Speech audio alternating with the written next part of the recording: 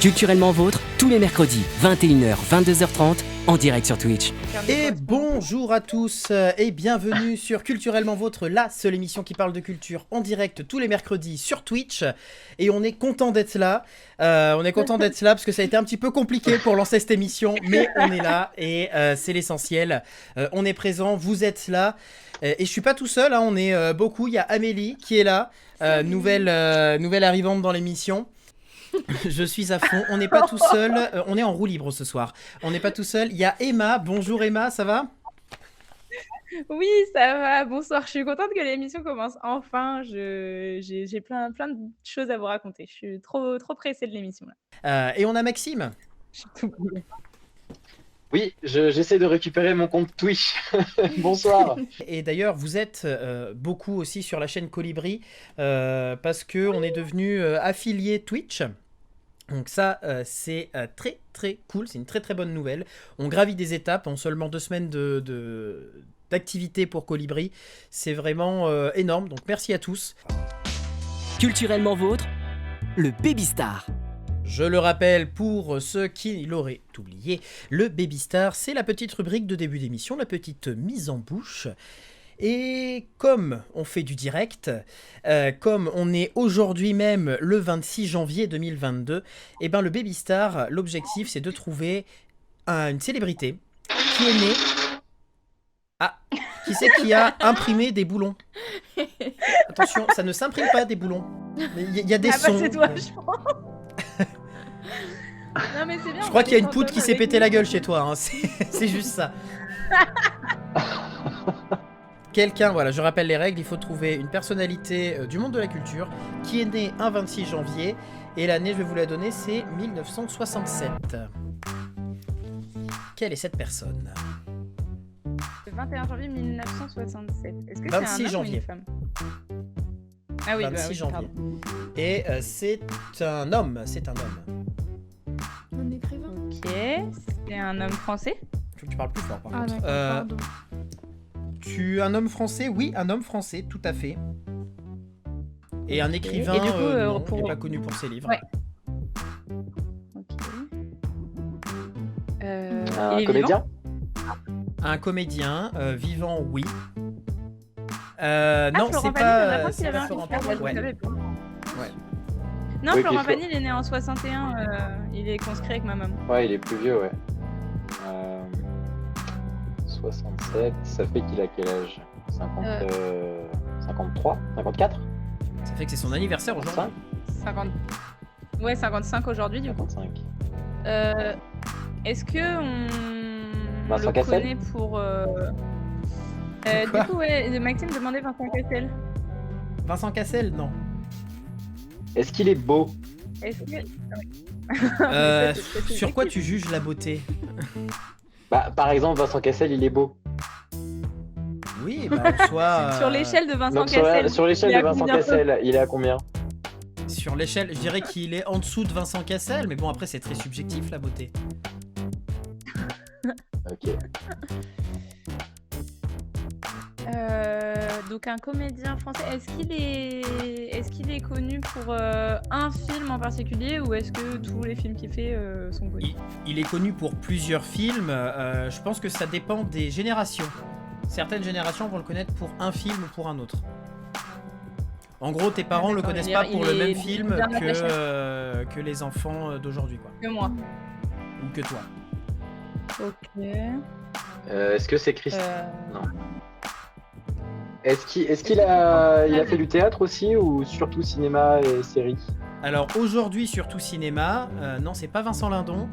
Aujourd'hui, surtout cinéma, et il a commencé par du théâtre, de la scène. Mhm. Ah mais j'ai aucune idée, je visualise pas du tout un acteur. Il a de fait 55 partie ans. des nombreuses personnes qui ont commencé dans des groupes de comédiens. Ouais, c'est ça. Chabat. ok. Ah mais non, Bah, on est-ce a qu'il- déjà dit Chabat. Est-ce qu'il était dans les Nous c'est nous? Ah. Non, c'était pas dans les Nous c'est nous. Est-ce qu'il était dans les Inconnus? Non. Tous les faire. Est-ce qu'il était dans la les classe? nuls? Non, je sais pas, je crois pas qu'il était dans la classe. Il est nul. Et les nuls? Non. Moi j'en ai plus là. Les Robins des Bois. Oui. Ah. Est-ce que c'est pas ah putain, le réalisateur des profs et tout ça là? Pef, Pierre Ah non, est-ce que c'est Faucon-Civil. Jean-Paul Rouve? Eh oui, Johan l'a dit Ah oui, avant. C'est Jean-Paul Rouve. Jean-Paul Rouve. C'est le blond. Jean-Paul Roux, c'est le blond, exactement. Et effectivement, il a quand même de nombreux rôles à son actif. Aujourd'hui, on va dire les générations qui commencent à le connaître vont le connaître plus avec le grand succès des Tuches, hein, avec ses 4 suites, si je dis pas de bêtises. Il y en a, oui, les 4 sont sortis. Oh, je savais même pas qu'il était dans les Tuches. Et Bah oui, si, c'est celui Jeff qui joue Tuche. Jeff Tuche. Bah c'est Je Jeff Tuche savais avec même un T pas, comme genre, pour moi, Tuche. c'est le blond. Un T comme Tuche, comme t'es là ou t'es pas là? Où t'es que t'es? Bravo Johan, et oui, il joue dans les Tuches, mais il a aussi de très beaux rôles dans par exemple, j'ai mangé le nom, le film bien, de ça. Toledano et Nakache sur l'écolo, Nos jours heureux. Ah, Il joue le moniteur Nos jours de colo. heureux. Exactement. Et on va le voir, et moi je l'attends avec impatience, dans un film qui va sortir cette année, un film qui est adapté d'une BD, et ça s'appelle Zai Zai Zai Zai. La BD est juste énormissime, et c'est Jean-Paul Rouve qui tient le rôle principal de l'adaptation cinématographique. Il y a un premier extrait qui est sorti, qui est absolument dans la veine de la BD, et j'ai hâte de voir Zai Zai Zai Zai, parce que je pense que ça peut être de très grosses barres de rire. Et il a pas fait d'ailleurs que des comédies parce qu'il a joué dans un film qui se passe en Afrique, si je dis pas de bêtises, où il s'occupe d'enfants. C'est un Oui. film qui est sorti il y a 1 ou 2 ans, je sais plus comment il s'appelle. Alors c'est un film qui est adapté du roman de Gaël Oui. Faye. C'est ça. Et le Ah film oui, Petit Pays, c'est ça? ça s'appelle Petit Ouais. Pays, adapté du roman Petit Pays. Eh oui. Ah, je de l'ai Gaël lu, Faye. incroyable. Et voilà. Sur l'histoire de Gaël Faye, et le film est très bien aussi. Et oui, Jean-Paul Rouve montre aussi qu'il est capable de faire des rôles sérieux et de les faire très très bien. Je vous propose qu'on Ouais. continue de voir si Johan est plus forte que l'équipe. C'est un peu Johan Mais on a contre trouvé les aussi. autres. Hein. Vous avez trouvé après. Joanne contre Avec le monde. Johan contre le monde, avec l'actu culture, le petit quiz d'actualité culturelle. Culturellement vôtre, tous les mercredis, 21h, 22h30, en direct sur Twitch. J'ai pris différentes actualités qui se sont passées récemment sur les réseaux. Et je vous pose une question, l'objectif est de trouver la réponse. Et la première question, est-ce que je peux la poser, Maxime? Tu as fini parce que Maxime est en train de vivre un séisme de magnitude 7. Ah, c'est ça, hein, de faire ses lives au fin fond de l'Amérique du Sud. Ça laisse des séquelles. Hein. Mon casque marche plus en fait. Voilà là. Allez, il a fait trop le malin avec mon casque Bluetooth. Ça s'appelle le karma, ça. Exactement. Non mais en fait ma maman m'a appelé et ça a tout bugué du coup. Ah oui, quand on est sur Coucou, téléphone maman. et on appelle, il faut pas recevoir un autre appel, sinon le téléphone décide de se suicider. Pardon, qui a eu 400 ans le 15 janvier 2022? Attends, j'essaie de compter 400 ans, ça fait L'Académie 1622. Qu'est-ce qui a française. pu se passer en fait? Non, c'est pas l'Académie C'est vrai. française. Et Johan Ah, ça aurait été détrône encore Oh. l'équipe avec un mot, Molière. Mais c'est vrai, putain. Molière Oh là là, mais il y a aurait partout eu, dans le soit métro 400 des ans. 22 Vla Molière. Oh là là. Les 400 ans de Molière. Qu'est-ce qui va se passer à Saint-Ouen d'ici 2024? Ah, Saint-Ouen. Bah, les JO. Alors, c'est en rapport avec Il les rallonge, JO. il rallonge une ligne de TER ou un truc Oui. comme ça, non? Non. Non, il rallonge la 4, non? La Non. ligne. Oui, c'est ça. Enfin, peut-être. Oui, mais ça, pas- c'est peut-être pas très culturel du coup, ouais. Oui, cela dit, c'est pas vrai culturel. Quoique, parce qu'à Saint-Ouen, il y a du street art. Ils sont en train de faire des giga trucs de street art, justement parce que le métro va jusque là-bas. D'accord. Mais du coup, c'est Voilà. pas ça que je Bon, cherche. c'est en rapport avec les JO, t'as dit? Il y a un rapport avec les JO, oui. Et ils construisent un truc pour recevoir les sportifs et tout? Entre autres. Bah, c'est la tour Pleyel qu'ils sont en train de réhabiliter, non? Ah oui, c'est vrai. Alors, peut-être que c'est dans cet endroit-là, mais vous tournez un peu autour. C'est en rapport avec les JO et une personnalité que tout le monde connaît aussi. Une personnalité sportive? Une personnalité sportive, exactement. Sportive Vivant. et culturelle. Ah, une personnalité sportive qui aujourd'hui fait partie des personnalités qu'on pourrait dire culturelles aussi. Parce que c'est un sportif qui a fait du cinéma derrière ou un truc dans le genre? Il est apparu dans du cinéma, mais il apparaît quelquefois dans des choses, mais il est connu de tout le monde, il fait partie de la culture aussi française. Est-ce que c'est un sportif encore en activité? Non, il est plus en activité, il me semble. Est-ce que c'est C'est un Eric footballeur? Cantona? Ah oui, ça C'est peut. pas un footballeur. Moi, je Ah. pensais à Chabal. Non. Qui n'est pas un Euh, footballeur. C'est un sport co? Un sport collectif? Oui, c'est un sport collectif. Un handballeur. Comment il s'appelle? Parker? Tony Parker? Tony Parker, tout à fait. Alors, Ah, il va qu'est-ce faire qu'il un a- concert en haut de la tour Pleyel. Non, il va sait pas qu'il faire fait de de la musique concert. maintenant. Il Non. va pas faire de concert. Bah tant mieux, remarque. Tony Parker, mais C'est grave. je vais vous donner l'information. Il va ouvrir une deuxième Tony Parker Academy, donc un centre d'entraînement pour les JO, qui après deviendra la c'est Tony vrai Parker qu'il a fait Academy. ça. Il en avait déjà ouvert une à Lyon et il va en Incroyable. ouvrir une à Saint-Ouen. Ils vont l'ouvrir pour faire un centre d'entraînement pour les Jeux Olympiques. Ils le font Et de après, base en tant que D'accord. centre d'entraînement pour les Jeux Olympiques, et à la suite, là ils le réhabilitent et tout, et à la suite ça sera du coup la Tony Parker Academy qui sera avec tous les trucs qui ont été réhabilités pour les JO, donc c'est quand même plutôt pas mal quoi. Prochaine question d'actu culture, peut-être que Johan la trouvera. C'est marrant parce que moi je peux regarder toutes les réponses. c'est Toi tu peux pas- regarder toutes les réponses mais tu ne le fais pas. Pourquoi on parle de Une l'œuvre musique? On se connaît ou pas? C'est une pièce. C'est une pièce de musique? théâtre, C'est pas une musique, c'est pas une pièce de théâtre, c'est un un, livre. un roman? c'est pas un roman. Pas un livre, ouais. Non, Ouais, mais c'est un livre. non, Une poésie. non. C'est un documentaire? C'est pas un Est-ce que c'est documentaire. un truc dont on parlait avec Pilou, là, une œuvre d'art en ligne? Non, c'est pas une NFT. C'est la Une phrase la NFT, plus c'est ça. prononcée dans les bars après 23h30 le samedi soir, dit Johan. On se connaît ou pas? C'est Alors. un film? Oui, c'est un film, tout à fait. Et pourquoi on en parle de ce film? Oh putain! Je sais, c'est pas l'histoire d'un film. Quand j'ai vu cette info sur Facebook, j'ai cru que j'étais replongée dans les heures les plus sombres du 19e siècle. C'est pas un film qu'on a accusé de pervertir les gens parce que ça montrait des gens qui agissaient pas comme il faut. C'est pas une histoire comme ça? Il y a un peu de ça, mais c'est... allez, je vais la donner, parce qu'on va pas passer toute l'émission sur l'actu-culture. On n'est pas loin. C'est le titre du premier film Netflix d'origine arabe, qui est adapté du film italien Perfect Stranger. Et en France, on a eu aussi une adaptation de Perfect Stranger, qui est connue sous le nom Le Jeu, qui est sorti il y a quelques années avec Stéphane de Groot et Bérénice Bejo. Vous savez, c'est l'histoire d'un groupe d'amis qui Ouais. décide Merci. de faire un jeu à tes souhaits, oui. En Oui, oui, mettant oui. tous les téléphones portables au centre de la table, et dès qu'il y a un message, tout le monde le lit. Mm. Et ben voilà, ce film, ils l'ont J'ai fait, ils l'ont réadapté donc, en faisant le premier film d'origine arabe pour Netflix. Et en fait, il fait beaucoup de bruit parce que en Égypte, ils ont décidé qu'il fallait l'interdire parce que il faisait enfin, il montrait de mauvaises choses. Et du coup, comme ils ont décidé de l'interdire, eh ben, il y a toute une partie de la population qui a décidé de le regarder. Donc il fait des records de vues en Égypte parce que on a dit qu'il fallait l'interdire.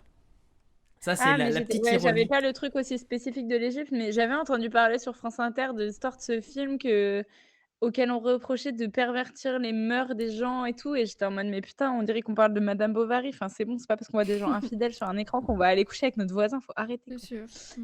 Qu'est-ce qui va durer entre 12 et 17 mois? Alors, la gestation d'un Bah, éléphant. mon- Peut-être, mais non. Mais ça marche pas, du coup, c'est pas assez culturel. C'est pas culturel. Est-ce que c'est un tournage? Non, c'est pas un tournage. Une exposition. C'est Un pas une jeu, exposition. C'était Ah, dans peut-être, l'actualité très récente. On en a parlé Une, dans certains secteurs. Une Pourtant, ça tournée va impacter tout le monde. Ça va D'un impacter artiste. tout le monde. Le célibat des mecs La- qui demandent on se connaît ou pas dans les bars le samedi soir. Dis donc, Johan, tu es très axé sur ça. Oui, Mais effectivement. s'il vous plaît, je veux que Joanne soit chroniqueuse un jour. Oui, Juste une émission dans Culturellement Vote, s'il vous plaît, quoi. carrément. Si tu veux, Joanne. Du coup, qu'est-ce qui va durer entre 12 et 17 mois? Est-ce que c'est une tournée, du coup? Ah oui, non, ça va impacter tout le monde. Ça va impacter tout le monde. C'est-à-dire tout le monde, toute la France, C'est la le monde ferme entier? c'est Toute la la France. fermeture d'un truc? Ah, la France entière. Est-ce que c'est la fermeture d'un truc? Non, L'ouverture d'un truc? non. C'est pas une question La d'ouverture. restauration de la Tour Eiffel? Non. Non, non, ça va, quand je te dis ça va vraiment impacter tous les Français, c'est que ça va impacter tous les Français. Genre et est-ce Même, que chaque jour on va y penser? c'est pas que tu vas y penser chaque jour, c'est que dans ton mode de vie, ça va changer quelque chose. Ah ouais. Mais que pendant 17 mois? Non, tout le temps. Mais c'est quelque chose qui va durer entre 12 et 17 mois, mais qui va changer quelque chose à pas tout le temps. Une vague du Covid? Ah la Non. mise 5G? Non. La diffusion de la 5G? C'est Non, pas de la beaucoup plus culture. culturel, beaucoup plus culturel. La présidence de l'Union européenne par... Non, non. Ce que j'allais dire, c'est politique, Ouais, mais puis on va pas y penser C'est- tous les jours, quoi. Non, c'est pas politique. Là, c'est même pas que tu vas y penser, c'est que dans ta manière de consommer l'art, et tout le monde en consomme, ça va forcément Ah. se ressentir. Ah, genre peut-être que c'est des trucs qui vont devenir dispo sur internet, genre, les visites en ligne ou des choses comme ça qui vont vraiment, On se rapproche un peu de se l'idée, diffuser vraiment? mais c'est pas ça, encore. Ou des trucs qui vont être gratuits? C'est pas Ou gratuit, inversement, non. qui vont devenir payants? Non, c'est pas Ah, une va y question de avoir une gratuit aide, payant. sur un truc? Non, c'est pas une Ah. question d'aide. C'est vraiment au niveau du consommateur final, du spectateur, hein, c'est par rapport au cinéma. Ah, donc c'est des films? Ouais. Qu'est-ce qui va pouvoir se passer au cinéma? Mais ça se passe pas au Les cinéma. Ah, ils vont écrans. pas repasser des vieux films? Non, ça se passe pas dans les salles de cinéma. Ah, Alors la question coquelicot, la c'est de question savoir qu'est-ce qui va coquelicot, durer entre 12 et 17 mois. et Salut qui va Coquelicot. changer, notre Et manière de qui va consommer l'art. changer le quotidien de tous les Français. Enfin, pas changer Tous drastiquement, les hein. Français. C'est qui va modifier mon orgasme. Parfait, coquelicot. Entre 12 et 17 mois? Waouh! C'est long, hein. Tu es donc un éléphant. Alors Ça non, va c'est la gestation impacter de l'éléphant tous les qui dure Français. 12 et 17. Je dis pas que tout le monde s'en rendra compte, mais en soi, ça va impacter de tous les Français. Et ça a une histoire ah non, c'est pas dans la salle, tu as dit, c'est pas une histoire de matériel, Non, parce qu'il y a des Français qui vont pas au cinéma. mais ça va quand même changer, l'habitude des gens qui vont pas au cinéma? Ah oui, surtout des gens qui vont pas au cinéma en fait. Et des gens qui vont au cinéma d'ailleurs, mais c'est pas. Surtout? Que... Est-ce que c'est un truc avec Netflix? C'est Genre, un est-ce truc que, avec Netflix Netflix. va plus, Ah, il y a des trucs genre Netflix aura plus d'exclus? Genre, ça Non, c'est pas devra ça. forcément être passé par le cinéma avant d'aller sur C'est Netflix? pas ça. C'est L'inverse, pas du que coup? Netflix. Je sais pas. Oui, Coquelicot a raison entre ces phrases rigolotes. Il nous parle. Est-ce que ça a un rapport avec la chronologie des médias? Mais c'est exactement ça en Ah, fait. mais putain, tu l'as dit, oui! Que ça C'est va changer. C'est exactement vrai que ça. tu l'avais dit dans ta chronique, ça va se raccourcir à Ça a cause été. à cause du Voilà. Covid et tout. À cause de Ah plein oui, de la choses, durée ça a entre été le moment où les notifié. films... La Voilà. durée entre le moment où les films sortent au cinéma et où ils passent à la télé. C'est ça? Alors, ça sera du Ouais. coup la durée entre le moment où les films, donc je vous avais parlé, il y a toute une chronique sur la chronologie des médias que vous pouvez retrouver sur les replays de Culturellement Vôtre. Je sais plus l'émission, mais on vous mettra ça dans le lien de la description. La chronologie des médias pour les plateformes comme Netflix, Disney+, et les autres plateformes de cette trempe-là était de 36 mois. C'est-à-dire que entre le moment où le film sortait au cinéma et où il pouvait arriver sur les plateformes, il devait se passer 36 mois. Et là, elle a été réduite entre 12 et 17 mois en fonction de la part de production qu'aura la plateforme sur le film. Donc Netflix, s'il produit un film et qu'il le sort au cinéma en France, eh ben, il pourra le sortir sur sa plateforme Netflix, entre 12 et 17 mois plus tard, au lieu de 36. C'est pas mal. Et je vous propose qu'on prenne un petit temps pour écouter une histoire. C'est avec la chronique de Monsieur Chantel. Si Monsieur Chantel est apte à la faire, si la connexion au fin fond de la grotte de Lascaux le permet. Tout à fait, ben justement, vas-y, lance le générique peut-être. Allez, lançons le générique. Culturellement vôtre, tous les mercredis, 21h, 22h30, en direct sur Twitch. Alors, quelle est donc ta chronique du jour? Quel est donc ce moment que tu veux nous partager? Eh bien, justement, tu parlais de coins perdus. Il se trouve que j'ai eu l'occasion de voyager un petit peu en France et j'ai découvert un coin magnifique qui s'appelle les Causses du Quercy. Donc ça va En gros, les Cévennes jusqu'au Lot, à peu près. Et c'est un coin très joli avec de grands plateaux et des vallées magnifiques avec des petites rivières au fond. Et ça m'a inspiré une sorte de petite nouvelle que je vais vous lire. C'est une nouvelle qui n'est pas publiée. Peut-être qu'un jour elle le sera. En attendant, vous êtes les premiers à l'entendre. Pour l'instant, Donc ça la a l'air nouvelle trop bien. s'appelle L'arbre des Causses. Il s'éloigne de la route en suivant le sentier de roches nues, blanches et poussiéreuses. Autour de lui, les arbrisseaux sont encore en fleurs par endroits, des chênes blancs aux troncs courts et tortueux censés prévenir le causse des incendies d'été. Ils ont été plantés là l'année précédente, à l'initiative du parc régional. Entre les buis et les ronciers, Pierre marche d'un pas serein vers un maquis maintes fois exploré. Il porte sur son crâne dégarni une vieille casquette assortie à son pantalon bleu de chauffe. En bandoulière, par-dessus sa veste de chasse, sa vieille musette de cuir sert de reposoir à sa main gauche qu'un peu d'arthrose laisse entr'ouverte. Pierre a 77 ans aujourd'hui. La crosse de son fusil bat contre ses reins à chacun de ses pas. En bordure du sentier, de jeunes azérous gardent jalousement sous leurs feuilles tridactyles d'un vert vif leurs petites grappes de fleurs blanchâtres. Il ne les a pas vus grandir. Les semis sont encore protégés par des grillages autour de leur tronc. Un jour, lointain, ils dépasseront largement leurs voisins, les cornouillers sauvages, réserve inépuisable de flèches et de lances qu'ils taillaient au couteau quand il était gosse. En descendant le coteau entre ces haies clairsemées, il a un regard pour chacun de ces vieux arbres noueux, comme un propriétaire qui inspecterait son verger. Il reconnaît les individus malades. Cette année encore, il faudra leur retirer l'écorce malsaine et les traiter. Il surveille l'avancement de la maladie en grattant du bout de son laïeul cette peau rugueuse et torturée, en émettant de petits bruits de bouche désapprobateurs. Plus bas, côté nord, il s'enfonce au cœur d'un bosquet encore humide, à l'ombre des chênes matures plantés solidement sur leur tronc régulier depuis quelques centaines d'années. Sous l'œil de ses aïeux de bois, il avise des traces dans la boue. L'empreinte d'un sabot fendu parfaitement dessiné et répété à intervalles réguliers indique le passage récent d'un chevreuil. Un frisson d'excitation. L'odeur de l'humus lui chatouille les narines. Ajustant sa gibecière, il prend le temps d'apprécier cette fragrance lourde, terreuse, chargée de vies éteintes et de promesses d'éclosions nouvelles. Il reprend sa progression, à pas de loup à présent, étouffant le bruit de ses bottes sur les feuilles humides. Petit pas par petit pas et tout en souplesse, le regard au sol, Pierre surveille la trace à suivre et les accidents de la piste. Elle remonte en pente raide, à flanc de causse, à travers un taillis de ronciers que surplombent des frênes argentées plusieurs fois centenaires. Pierre est à peine essoufflé par l'effort. Ses appuis ne le trahissent pas. Il connaît toutes les pierres, toutes les ornières du sentier. Tranquille, il tourne la tête vers le vallon ensoleillé. Ses yeux embrassent en contrebas les méandres boisés du Célé. Les champs de blé vert, les maisonnettes en bord de rivière, un vieux moulin précédant la silhouette romane d'une abbaye, tout est encore si familier à ses yeux. Ni le temps ni les hommes n'ont encore porté atteinte à la douce quiétude de cette campagne. Quelques kayaks forment des taches effilées, mouvantes et colorées sur les eaux vertes.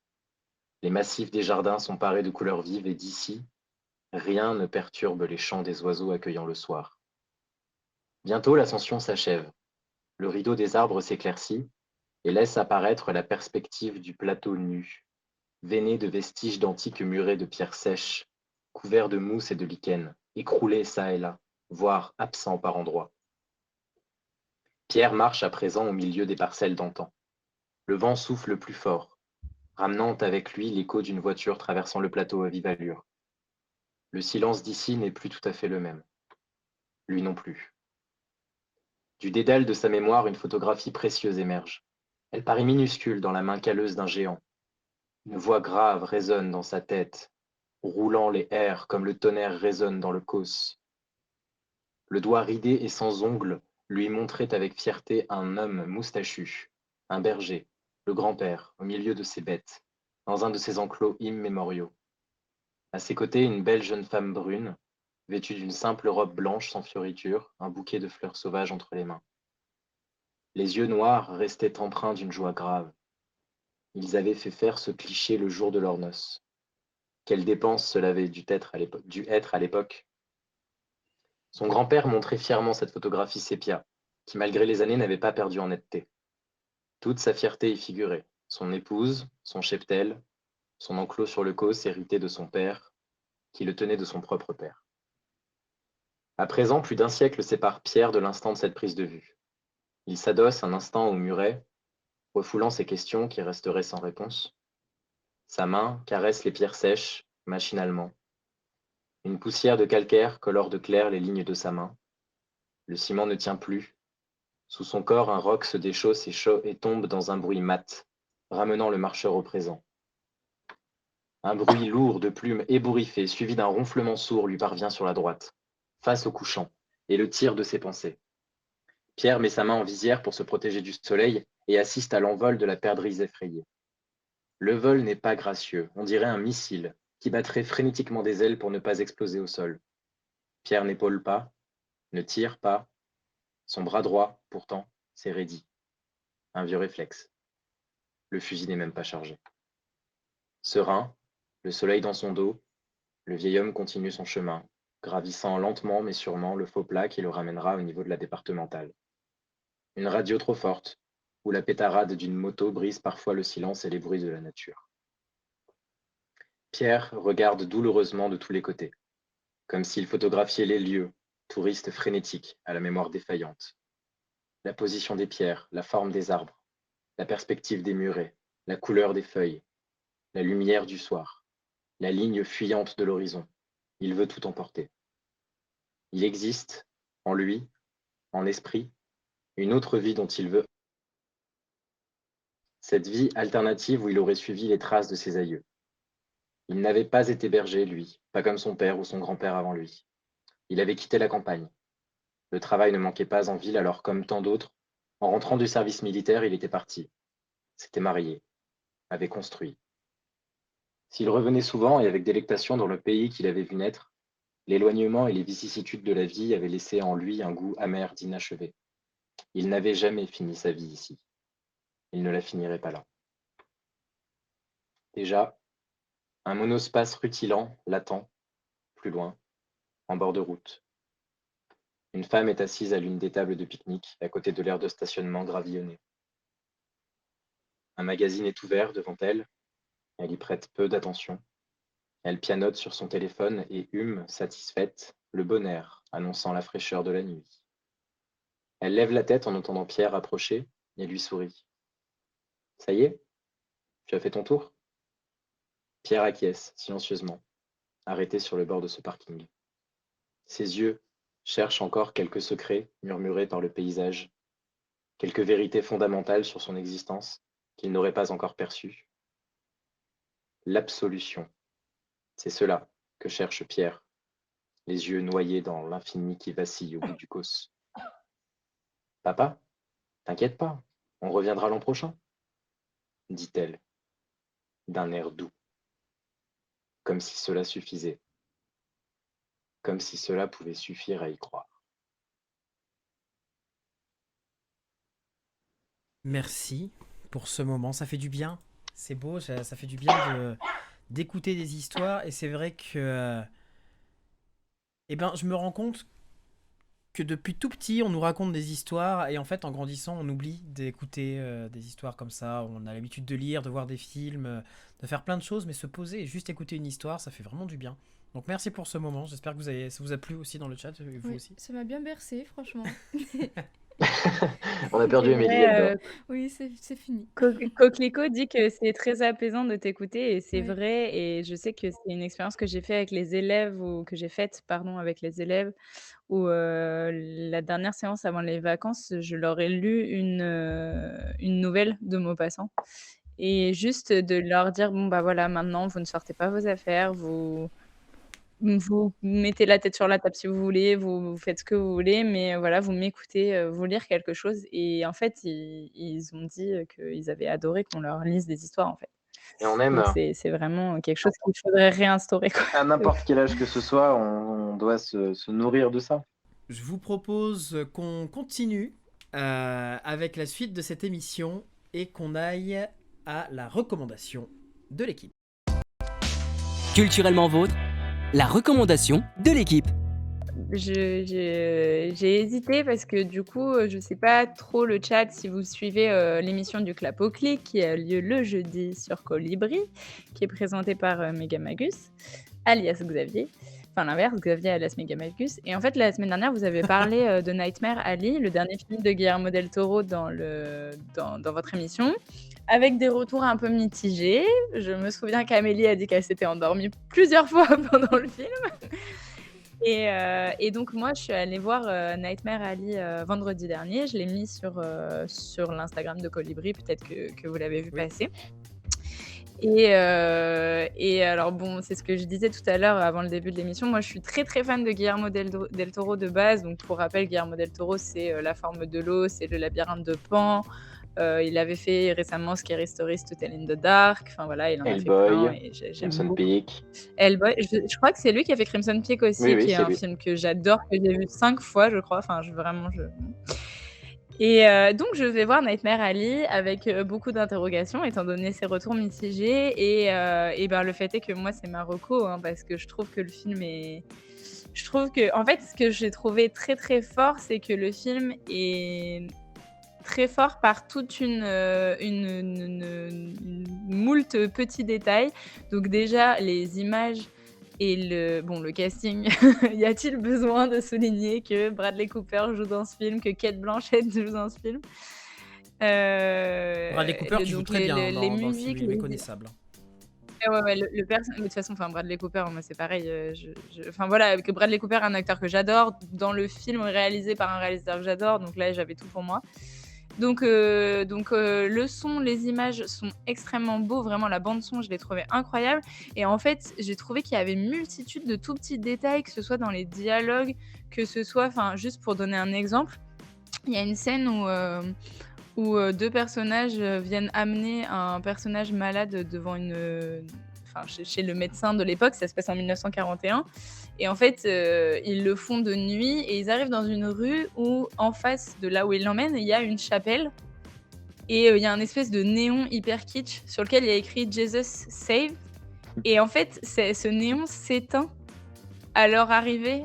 Et comme pour annoncer que le personnage était peut-être trop malade, ou en tout cas, enfin, je sais pas, je me dis, mais c'est fou qu'il ait pensé à se dire, ah bah tiens, il va y avoir un néon sur la chapelle d'en face et il va s'éteindre au moment où les personnages vont arriver. Enfin, genre, c'est un exemple d'un tout petit détail, mais même il y a plein de lignes de dialogue qui font comme en fait une pelote de laine et on pourrait tirer tous les films pour avoir encore des histoires différentes. Et je trouve ça génial en fait qu'on ne sache pas où donner de la tête. C'est vraiment ce que j'ai ressenti. En fait, je me suis dit, mais il y avait ce chemin-là que j'avais envie de connaître. J'ai envie de connaître aussi l'histoire de ce personnage. Et en fait, tiens, mais pourquoi il dit ça, ce personnage, à un moment on pourrait imaginer ça. En fait, c'est vraiment une porte ouverte à l'imagination de plein de choses, ce film. Et donc voilà, je l'ai vraiment adoré. Et par contre, j'entends énormément le reproche qu'on peut lui faire de la longueur. C'est un film qui fait 2h40 ou 2h45 même, je crois. Donc ça peut paraître très long. Et mon chéri, avec qui je suis allée le voir, m'a dit qu'en effet, il avait trouvé ça un peu longué. Moi, j'aime bien les films qui prennent leur temps, donc ça m'a pas spécialement dérangée. Et en fait, la fin est tellement forte que ça m'a fait oublier qu'à un moment, je m'étais dit « Ah tiens, c'est un peu long ». Je trouve que c'est quand même fort de réussir à me faire oublier que j'ai trouvé le film long. Donc voilà, moi, c'est ma reco parce que, en fait, voilà, c'est une œuvre tellement complète et en fait, je trouve ça tellement fort que ça ne ferme aucune porte, que ça nous donne envie d'imaginer plein de choses. Et après, c'est un univers que j'aime énormément. Ça se passe du coup, pour faire très simple, dans un cirque de freak show en 1941 en Amérique. Et enfin voilà, c'est en plus le cirque, les freak shows, c'est vraiment un truc que j'adore. Enfin, donc voilà, je recommande. Je recommande. Et si vous voulez pas aller voir des films comme ça, je vous recommande aussi d'aller faire des Lego parce que sinon les Lego c'est trop bien. Voilà. Effectivement. Oui, si vous voulez avoir d'autres avis sur le film et d'autres lectures aussi, n'hésitez pas à voir en replay l'émission du Clap au clic de la semaine dernière qui reparle notamment de Nightmare Alley et plus longuement. Et en tout d'ailleurs, cas, n'hésitez pas à aller voir aussi, c'est toujours bien d'aller au cinéma. J'ai vu aussi, j'ai vu l'info passer sur la page Facebook de Sens Critique que le film va être diffusé en noir et blanc. Je sais pas si c'est partout ou si c'est que quelques cinémas dans les grandes villes, mais ils vont et en fait, je me demande si je vais pas essayer d'aller le voir parce que je serais hyper Ça peut être curieuse pas de voir mal, à quel point ça change l'expérience de l'avoir en noir et blanc. Mais Je trouve ça généralement, très intéressant de sortir le film en couleur et en noir et blanc. ils le font sur certains films et des fois ça vaut vraiment le détour. Je sais que j'ai vu Parasite en noir et blanc, je l'ai jamais vu en couleur. Ils l'ont fait sur le film Logan. Et là, Ah apparemment, Mad Max. Mad Mad Max aussi. Fury Road. Mais Mad Max, je suis pas C'est sûr qu'il vrai avait sorti qu'il- au ciné en noir et blanc. Il était que en Blu-ray, Si, si. je crois, en noir et blanc. Au ciné aussi? Non. Parce qu'il a Ok. été tourné aussi en noir et blanc. Et t'as vu Parasite en noir et blanc? Bah du coup ça m'interroge, enfin ça m'intéresse de ouf. Alors par contre, J'ai Parasite, adoré. je sais pas si ça me plairait en noir et blanc. Enfin, je J'ai sais pas adoré. si je trouve. Ah mais ça n'engage que toi. Mais je sais pas si en fait la version noir et blanc m'aurait autant plu parce que il y a un jeu sur les couleurs dans ce film. Alors la lumière évidemment, mais il y a un jeu sur les couleurs qui est vachement fort entre les couleurs ternes de la famille pauvre et enfin la famille des personnages principaux et ceux de la famille riche. Donc je sais pas si. Mais bon, s'il l'a fait, c'est bien parce que ça lui plaisait. Donc c'est forcément. En vrai, je pense que ça apporte aussi, parce que le noir et blanc, c'est pas simplement. Enfin, c'est toute une histoire de nuances de gris et de nuances de luminosité. Et tu retrouves aussi un côté couleur et saleté de la pauvreté aussi.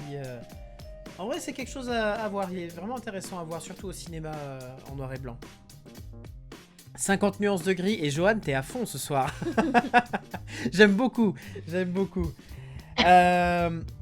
Bah, moi, je vais vous parler un petit peu de ma reco. Ma reco, moi, c'est une série que je regarde en ce moment et que j'adore.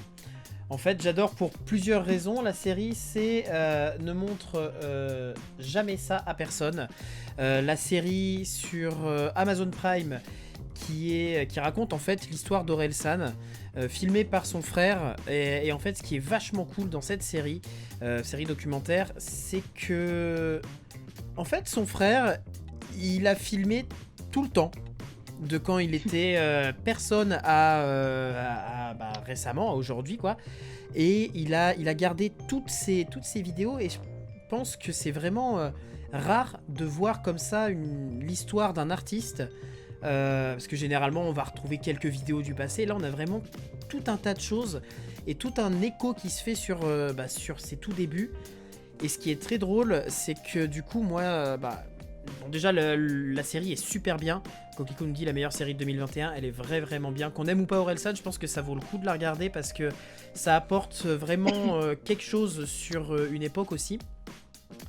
Et moi ça m'a d'autant plus touché que ça me rappelle aussi tout ce qu'on peut vivre, notamment avec les crânes verts. Je sais pas si tu l'as vu Max, la série sur... Non, j'ai vu les. Non, mais tu sais, moi j'ai regardé les 2 premières minutes qui étaient gratuites et puis j'ai pas regardé la suite. Mais oui, le peu que j'ai vu, ça m'a vraiment fait penser à tous nos vieux bêtisiers qu'on c'est ressortira ça. jamais. Non mais Qu'on c'est... sortira au mariage si on n'est pas connu et qui ressortiront si on devient connu un jour. Voilà. C'est que pour le coup ça montre vraiment ce côté de quand t'as envie tout est possible quoi. Et c'est tellement beau de voir à quel point on peut partir de rien et se hisser. Orelsan c'est quand même, alors je crois que ça a été dit dans l'émission le Quick Quiz de lundi. Ouais. Il me semble C'est qu'Orelsan l'album le plus vendu en l'album le 2021. plus vendu en 2021 alors qu'il est sorti en 2 mois. novembre. En novembre, fin novembre, enfin mi-novembre. C'est voilà, on en est quand même là et le gars c'est quand même un mec qui vient pas de Paris. C'est juste le goût. Voilà, c'est quand même assez hallucinant. Donc pour le coup, ne serait-ce que pour voir toute cette évolution là, je trouve que c'est intéressant de regarder cette série. Ne montre jamais ça à personne. Ok. Amélie. Bah on me l'a déjà vraiment conseillé, mais ouais, vas-y, je me motiverai. En vrai, elle est cool. Amélie. Moi, je vais vous parler d'un tout autre truc. J'étais en cours de théâtre Scène du Monde cette semaine avec ma prof. Et elle nous a proposé d'écouter une pièce de théâtre qui est Oh les beaux jours de Samuel Beckett. En audible du coup et donc bon ça m'a tellement apaisé que je me suis endormie, bon ça c'est qu'un détail. J'ai beaucoup aimé. T'as un problème avec l'audio, Amélie, je crois. Ah ouais mais franchement quand je dors pas j'essaye parce que Et en fait, c'est vraiment marrant cette pièce parce que c'est vraiment de l'absurdité. En gros, c'est un couple qui va parler comme ça et la femme, plus on avance au milieu de au fur et à mesure du spectacle, plus elle va être enfuie dans la grosse colline qu'ils appellent le Mamelon. C'est vraiment très sympa. Bon, après, on n'a pas encore vraiment détaillé cette pièce, mais le fait que rien ne se passe vraiment dans cette pièce et que ce soit absurde, c'est assez bien. Et ce qui est aussi original et ce qui m'a vraiment marqué, c'est que quand on regarde le texte, donc les pièces vraiment écrites, et ben les didascalias prennent largement plus de place que les dialogues. Donc il y a même les positions que les acteurs doivent avoir quand ils vont jouer sur scène, même juste le fait de poser la main sur le mamelon, tout ça, tout est écrit. Et c'est vraiment impressionnant alors que normalement on trouve jamais ça dans des pièces comme Molière ou autre chose. Donc voilà. Trop bien. J'adore Beckett, j'adore le théâtre de l'absurde. Et pour rebondir sur Beckett, moi ça me rappelle un film que j'ai vu que j'avais plutôt bien aimé l'année dernière ou l'année d'avant, qui s'appelait Un Triomphe, où c'était l'histoire d'un Oui. comédien qui décide de Ouais, en attendant. monter Incroyable, en ce attendant Godot dans une prison. Et le film était plutôt sympa. Oui, Marocco. Alors hier, non, avant-hier, il se trouve que en ce moment, je suis dans ma période Robert De Niro. Et il y a plein de films avec Robert De Niro sur Netflix. Et il y en a de très bonne qualité. Et du coup, j'ai découvert, parce que je ne l'avais pas vu, le film Sleepers avant-hier. Et j'ai pris une sacrée claque. Alors, Sleepers, c'est un film sorti en 96, réalisé par Barry Levinson, avec, entre autres, dans le casting, de quoi juste vous donner envie de le regarder, Robert De Niro, Dustin Hoffman, Brad Pitt, Jason Patric, Kevin Bacon, whatever. Voilà. Oui, c'est Pas ça. mal, pas mal. What else? Donc ce film, bon, le casting m'avait donné envie de le regarder, je l'avais mis dans ma liste. Avant-hier, je me dis, bon allez, je m'y mets, je le regarde, je sais pas du tout de quoi ça parle. Il se trouve qu'en fait, c'est adapté d'un roman qui s'appelle aussi Sleepers, qui a été écrit par Lorenzo Carcatera, Carcatera, qui a été publié l'année juste avant la sortie du film. Et le film, voilà, vraiment est une adaptation assez littérale du roman. D'ailleurs, le romancier a pu participer à l'écriture du scénario. Et la claque. En fait, ça raconte l'histoire de 4 gamins de Hell's Kitchen, donc quartier de New York, plutôt défavorisé, et très chrétiens, qui sont un petit peu dans les bonnes grâces d'un certain prêtre, incarné par Robert De Niro, qui est un peu leur mentor. Et ces 4 gamins, un jour, font une connerie. Ils en font plein, hein. C'est des gamins voilà, qui ont 14 ans. Ça leur arrive de faire des petites bêtises. Et puis un jour, c'est la bêtise de trop et ça tourne mal. Et ils se retrouvent en maison de correction. Et en maison de correction, ils vont vivre juste l'enfer. Et le film parle à la fois de comment se construire, se reconstruire quand on a été victime de sévices multiples et variés, mais parle aussi de la confiance et voire même de la foi à travers le personnage de De Niro, qui est un ancien truand, qui est devenu prêtre et qui protège voilà, ces jeunes hommes. Je vous le conseille vraiment, c'est très bien fait, très bien Et ficelé. c'est disponible où? Eh ben, il est disponible. On peut faire de la pub sur cette émission? C'est disponible sur Netflix. Si on parle Voilà, d'un donc film, vous regardez-le. pouvez dire où est-ce qu'il est dispo. Oui. Bah sinon, vous le cherchez, mais dans Cinémathèque, c'est mieux. Vous achetez le DVD. Mais non, mais regardez-le vraiment, c'est un super film. C'était les recos. On a recommandé beaucoup de films, là. Ouais, j'espère que vous avez noté. Sinon, vous pouvez voir l'émission en replay ou l'écouter en podcast pour réécouter les recos et pouvoir rattraper ce qui aurait pu vous échapper. Je vous propose qu'on continue avec toi, Emma, et ta chronique tout de suite. Culturellement vôtre, la chronique d'Emma. Alors, après avoir parlé de ce sujet ô combien alarmant et préoccupant qu'est l'écoféminisme il y a 2 semaines, je me suis dit que cette semaine, il fallait que je m'attarde sur quelque chose d'un peu moins déprimant. Parce que je me suis rappelé qu'étant donné le contexte sanitaire depuis 2 ans, personne n'avait besoin de moi pour être en dépression. Et que rappeler que la planète brûle et que que des femmes meurent sous les coups de leurs compagnons tous les jours, c'était pas forcément hyper cool et qu'on n'était pas forcément là pour ça. Donc finalement, je me suis dit: «Je vais choisir un sujet un peu plus léger». Et alors que je me promenais sur YouTube, donc pour rappel, YouTube, c'est la plateforme où vous pouvez retrouver le replay de toutes les émissions de Colibri. corporate, la fille. Oui! Alors que je me promenais sur YouTube, je suis tombée sur une vidéo qui parlait du film Shining de Stanley Kubrick et donc moi, c'est un film que j'ai vu il y a quelques années et en fait, au moment où j'avais vu le film, j'avais lu le livre de Stephen King dont était tiré, ce film-là et donc le livre, je l'adore. Stephen King, c'est un auteur que j'aime beaucoup et je vais sûrement, lui consacrer une chronique un jour et donc au moment où moi j'avais vu le film de Kubrick, je m'étais dit: «Bah, bof, bof, en fait, elle est pas ouf cette adaptation, tout le monde crie au génie et cetera». Moi, je trouve le livre 200 fois mieux et en fait, en retombant sur cette vidéo YouTube, je me suis rendu compte que là, aujourd'hui, en 2022, donc je sais pas, 10 ans après, mon visionnage du film, je trouve au contraire que c'est un très bon film, en fait et que mon avis avait évolué sur l'adaptation et en fait, ce cas particulier, m'a donné envie de parler de ce sujet que je trouve extrêmement intéressant, mais à propos duquel, sans mentir, je me sens pas réellement qualifiée, qui est, l'adaptation d'un livre sur les écrans. Donc on en a déjà un peu parlé au début de l'émission et c'est un très vaste sujet parce que, bah, les bouquins adaptés en film, en animé ou en série, bah, il y en a un petit paquet et surtout, bah, si moi je suis une lectrice vorace, je suis bien loin d'être une cinéphile accomplie comme peuvent l'être mes petits camarades, et petites camarades autour de cette table. Donc finalement, j'ai choisi d'aborder la question autrement et plutôt j'ai choisi de me poser 2 questions que je vais vous poser également à vous qui consommez bien plus de films, séries animés que moi. Donc la première question que je vous pose, c'est, si vous avez lu un livre, est-ce que, vous irez voir l'adaptation sur écran et pourquoi? Alors, qui commence? Allez, j'ai un J'espère que exemple, vous êtes mal j'ai un élevé. exemple concret. Vas-y, Je dis-nous suis tout. tellement un nazi. Mince, on a peut-être pas le droit de dire nazi sur Twitch, je sais pas. Bref, je suis Non, ouais. tellement fan des bouquins et du cinéma que certains films, je m'interdis de les regarder tant que je n'ai pas lu le bouquin. Alors, OK, c'est très intéressant. con pour plusieurs choses, parce qu'en fait, je vais me spoiler le film, déjà d'une. Mais pour moi, ça doit d'abord venir du film, venir du livre et après du film. Exemple, C'est intéressant. exemple inverse, Au revoir là-haut de Dupontel, qui est un de mes films. J'adore Dupontel, mais c'est vraiment un de mes films préférés. J'ai pas eu le courage de lire le bouquin dont il est Ah adapté, ouais? qui est beaucoup plus long et qui a eu le Alors Goncourt et que tout ça. Et je sais que c'est un, Pierre Lemaitre est incroyable. voilà, je sais que c'est un très bon roman. Et mon père, pour le coup, à qui j'ai montré le film en disant tu vas voir ce film, il est incroyable, il m'a dit mais j'ai lu cette histoire, j'ai le livre.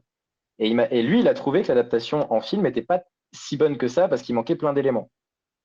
Et moi, justement, je trouve que le film est génial parce il y a justement peu d'éléments et que tout est resserré et que c'est très intéressant et qu'il y a un suspense assez haletant. Et bah, tu Par vois, ailleurs, je suis en train de lire Les Fils de l'Homme parce que je veux absolument le regarder. Il paraît que c'est vraiment un super film. Mais je ne... Et en plus, il y a une super vidéo de Bolshevik là-dessus. Je vous conseille le travail de Bolshevik, c'est super intéressant. C'est sur YouTube aussi. Et en fait, je m'interdis de regarder ce film alors que j'en crève d'envie parce que je veux d'abord lire le livre. Voilà. et bah, tu vois, moi, c'est l'effet Et du inverse. coup, Moi, je toi, ouais, trouve que quand. Bah, une bonne adaptation, pour moi, et je l'ai déjà dit dans l'émission, c'est une adaptation où, quand tu regardes le film, tu te dis, j'ai envie de lire le bouquin. Et pour moi, dans ce sens-là, ça marche mieux parce que forcément, le livre est. T'as beaucoup plus le temps de développer des histoires. La narration dans un livre, elle est pas pareille que dans un film. C'est pas les mêmes choix et c'est pas. Ça fait pas marcher les mêmes choses. Il y a un côté imaginaire dans le livre qui existe aussi au cinéma, hein, l'imaginaire, mais qui est dans le livre est beaucoup plus présent et travaillé différemment. Et du coup, forcément que il y a cette chose d'être un peu déçu quand on voit un film adapté d'un livre et qu'on a lu le livre avant. Et du coup, moi, je considère que même si j'ai lu le livre avant, si l'adaptation me donne envie de relire le livre ou me donne envie de continuer en fait le voyage avec ces personnages-là, c'est que pour moi l'adaptation est réussie. Si l'adaptation n'était pas réussie, bah l'histoire en fait elle m'aura pas touché et j'aurais pas envie d'en continuer de voir ces personnages-là. Je sais pas ce que t'en penses, Amélie. OK. Et toi, Amélie, du coup? Ben, c'est pas mal. Non, en fait, moi, j'ai On a dit plus beaucoup de les... choses. Ouais, voilà. J'ai plus l'exemple d'un livre que j'adorais avant. C'était La face cachée de Margot. Voilà. Une petite histoire amoureuse avec une aventure. Et en fait, j'avais commencé à lire le livre parce que j'adore cet auteur-là. J'ai tous ses bouquins. Et en fait, comme je savais que le film était sorti, je me suis pas, enfin, je me suis même presque empêchée de regarder de lire la fin en livre et j'ai regardé le film en entier. Et il y a des moments où en fait je pense qu'au niveau de l'adaptation ça peut marcher comme pas du tout. Et après ça dépend vraiment de notre point de vue et moi ça dépend surtout du film et de la façon dont j'ai découvert l'adaptation ou l'œuvre en elle-même en fait. Ouais. Donc ça peut vraiment vraiment changer. OK. Trop intéressant. Bah, du coup, je vous parle un peu de moi et de comment j'ai réfléchi sur ce sujet, depuis une semaine. Donc du coup, je rappelle, pour le chat, il y a des gens qui arrivent en cours de route. La question, c'est si vous avez lu un livre, irez-vous voir l'adaptation sur écran et pourquoi? Et en fait, ma réponse à la question, elle a pas mal évolué avec le temps parce que dans un premier temps, quand j'étais beaucoup plus jeune, autour d'une dizaine d'années, en fait, vous moquez pas, mais comme, j'avais pas du tout une culture cinéphile, j'étais hyper stressée par, en fait, je sais pas, l'ampleur de tout ce que j'avais à voir, de tous les films que je connaissais pas, de tout ce qu'on considérait comme culte, dont j'avais jamais entendu parler et cetera.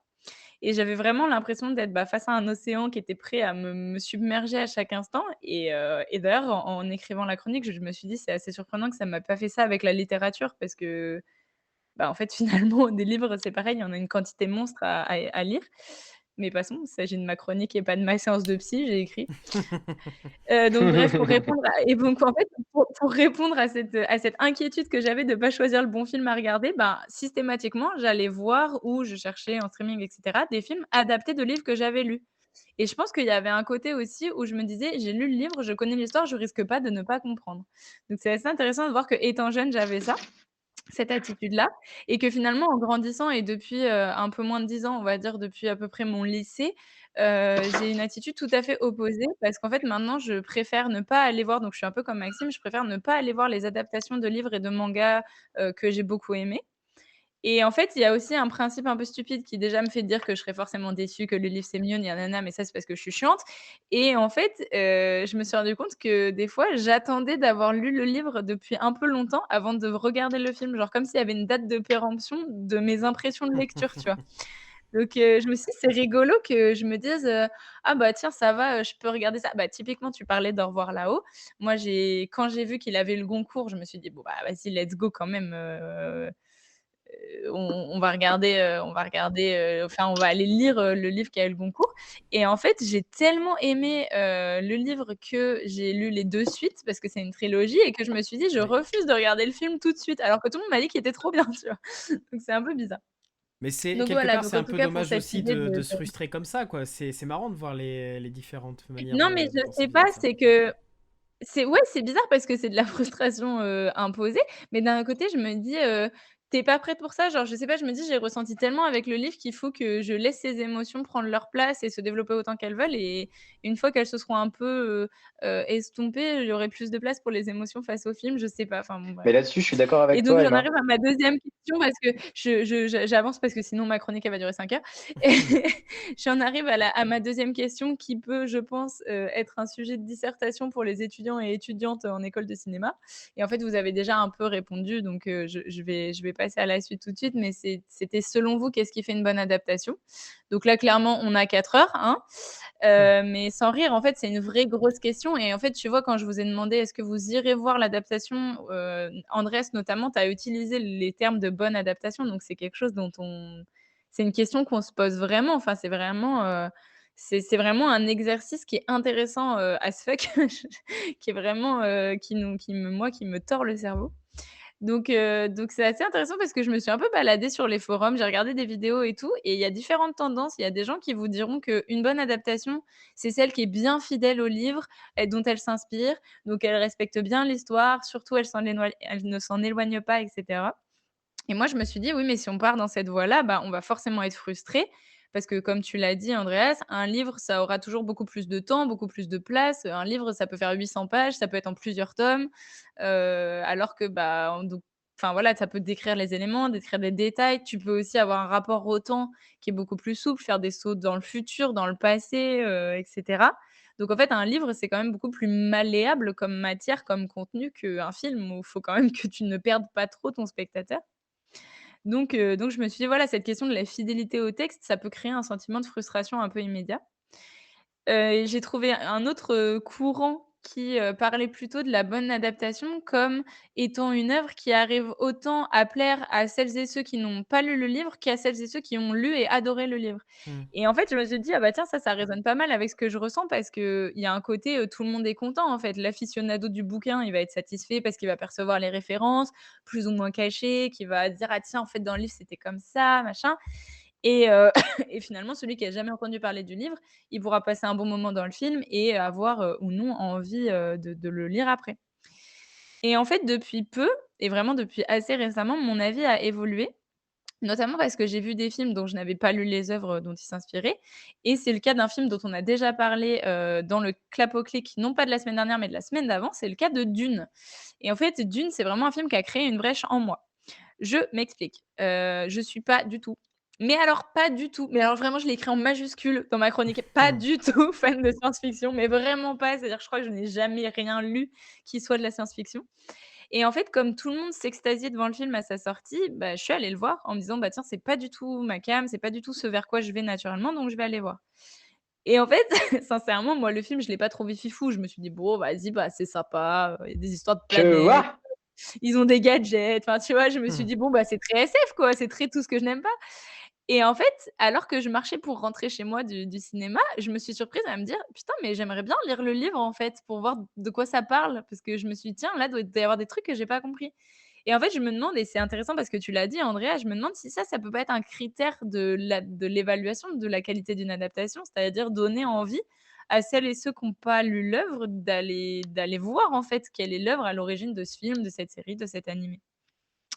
Et alors, je me suis dit: «On va détourner ma pensée, on va dire: "C'est bon, la prof de français, elle place le film, après le livre, elle le place au second plan, elle fait que le livre a une plus grande importance parce qu'il aurait un peu un privilège". J'ai écrit parce qu'il aurait le droit d'aînesse sur le film, tu vois? Genre comme s'il y avait le Mmh. privilège de l'antériorité, tu vois? Mais c'est pas du tout mon ambition et en fait, au contraire, c'est vraiment juste quelque chose d'inspiré de mon expérience personnelle. Je me suis dit: «Tiens, ça doit être une bonne adaptation parce que ça me donne envie d'aller voir l'œuvre, originale». Et en fait, finalement, je terminerai sur une réflexion que j'ai trouvée sur un forum, hein, qui est pas du tout la mienne, qui parlait des formes, en fait, des médiums que sont le livre et le film et enfin des médias, pardon, que sont le livre et le film.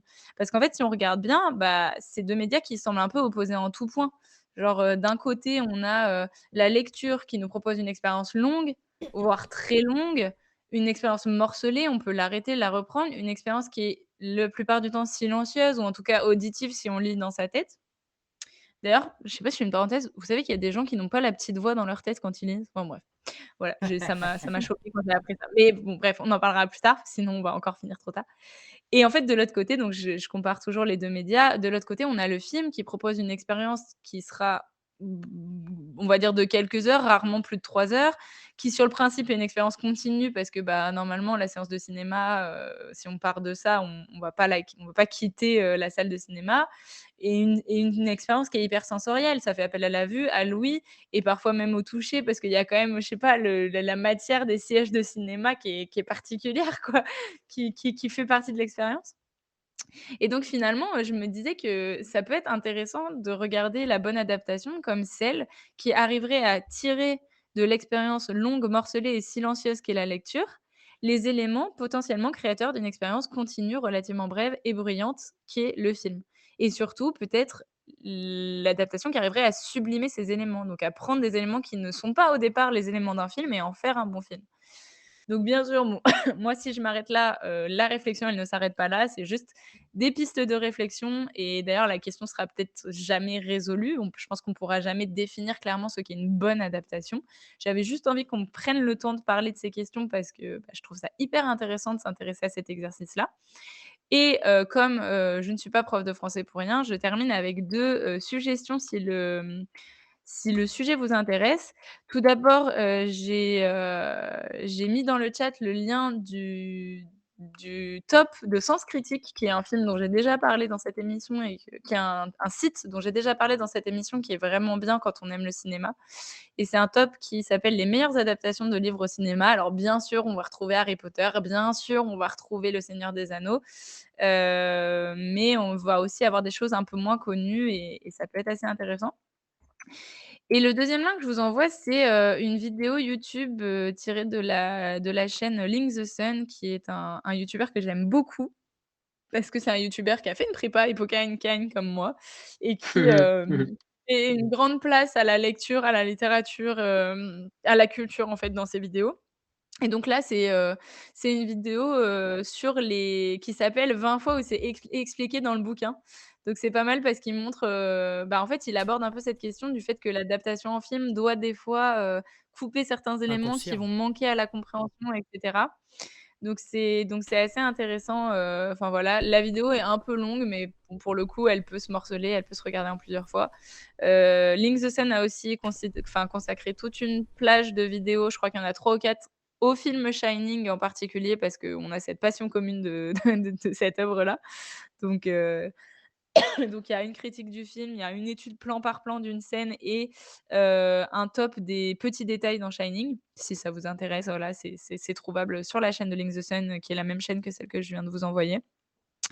Et enfin, bah, j'allais dire merci de m'avoir écouté, mais surtout merci d'avoir partagé avec moi. Merci de m'avoir répondu, de m'avoir donné vos retours.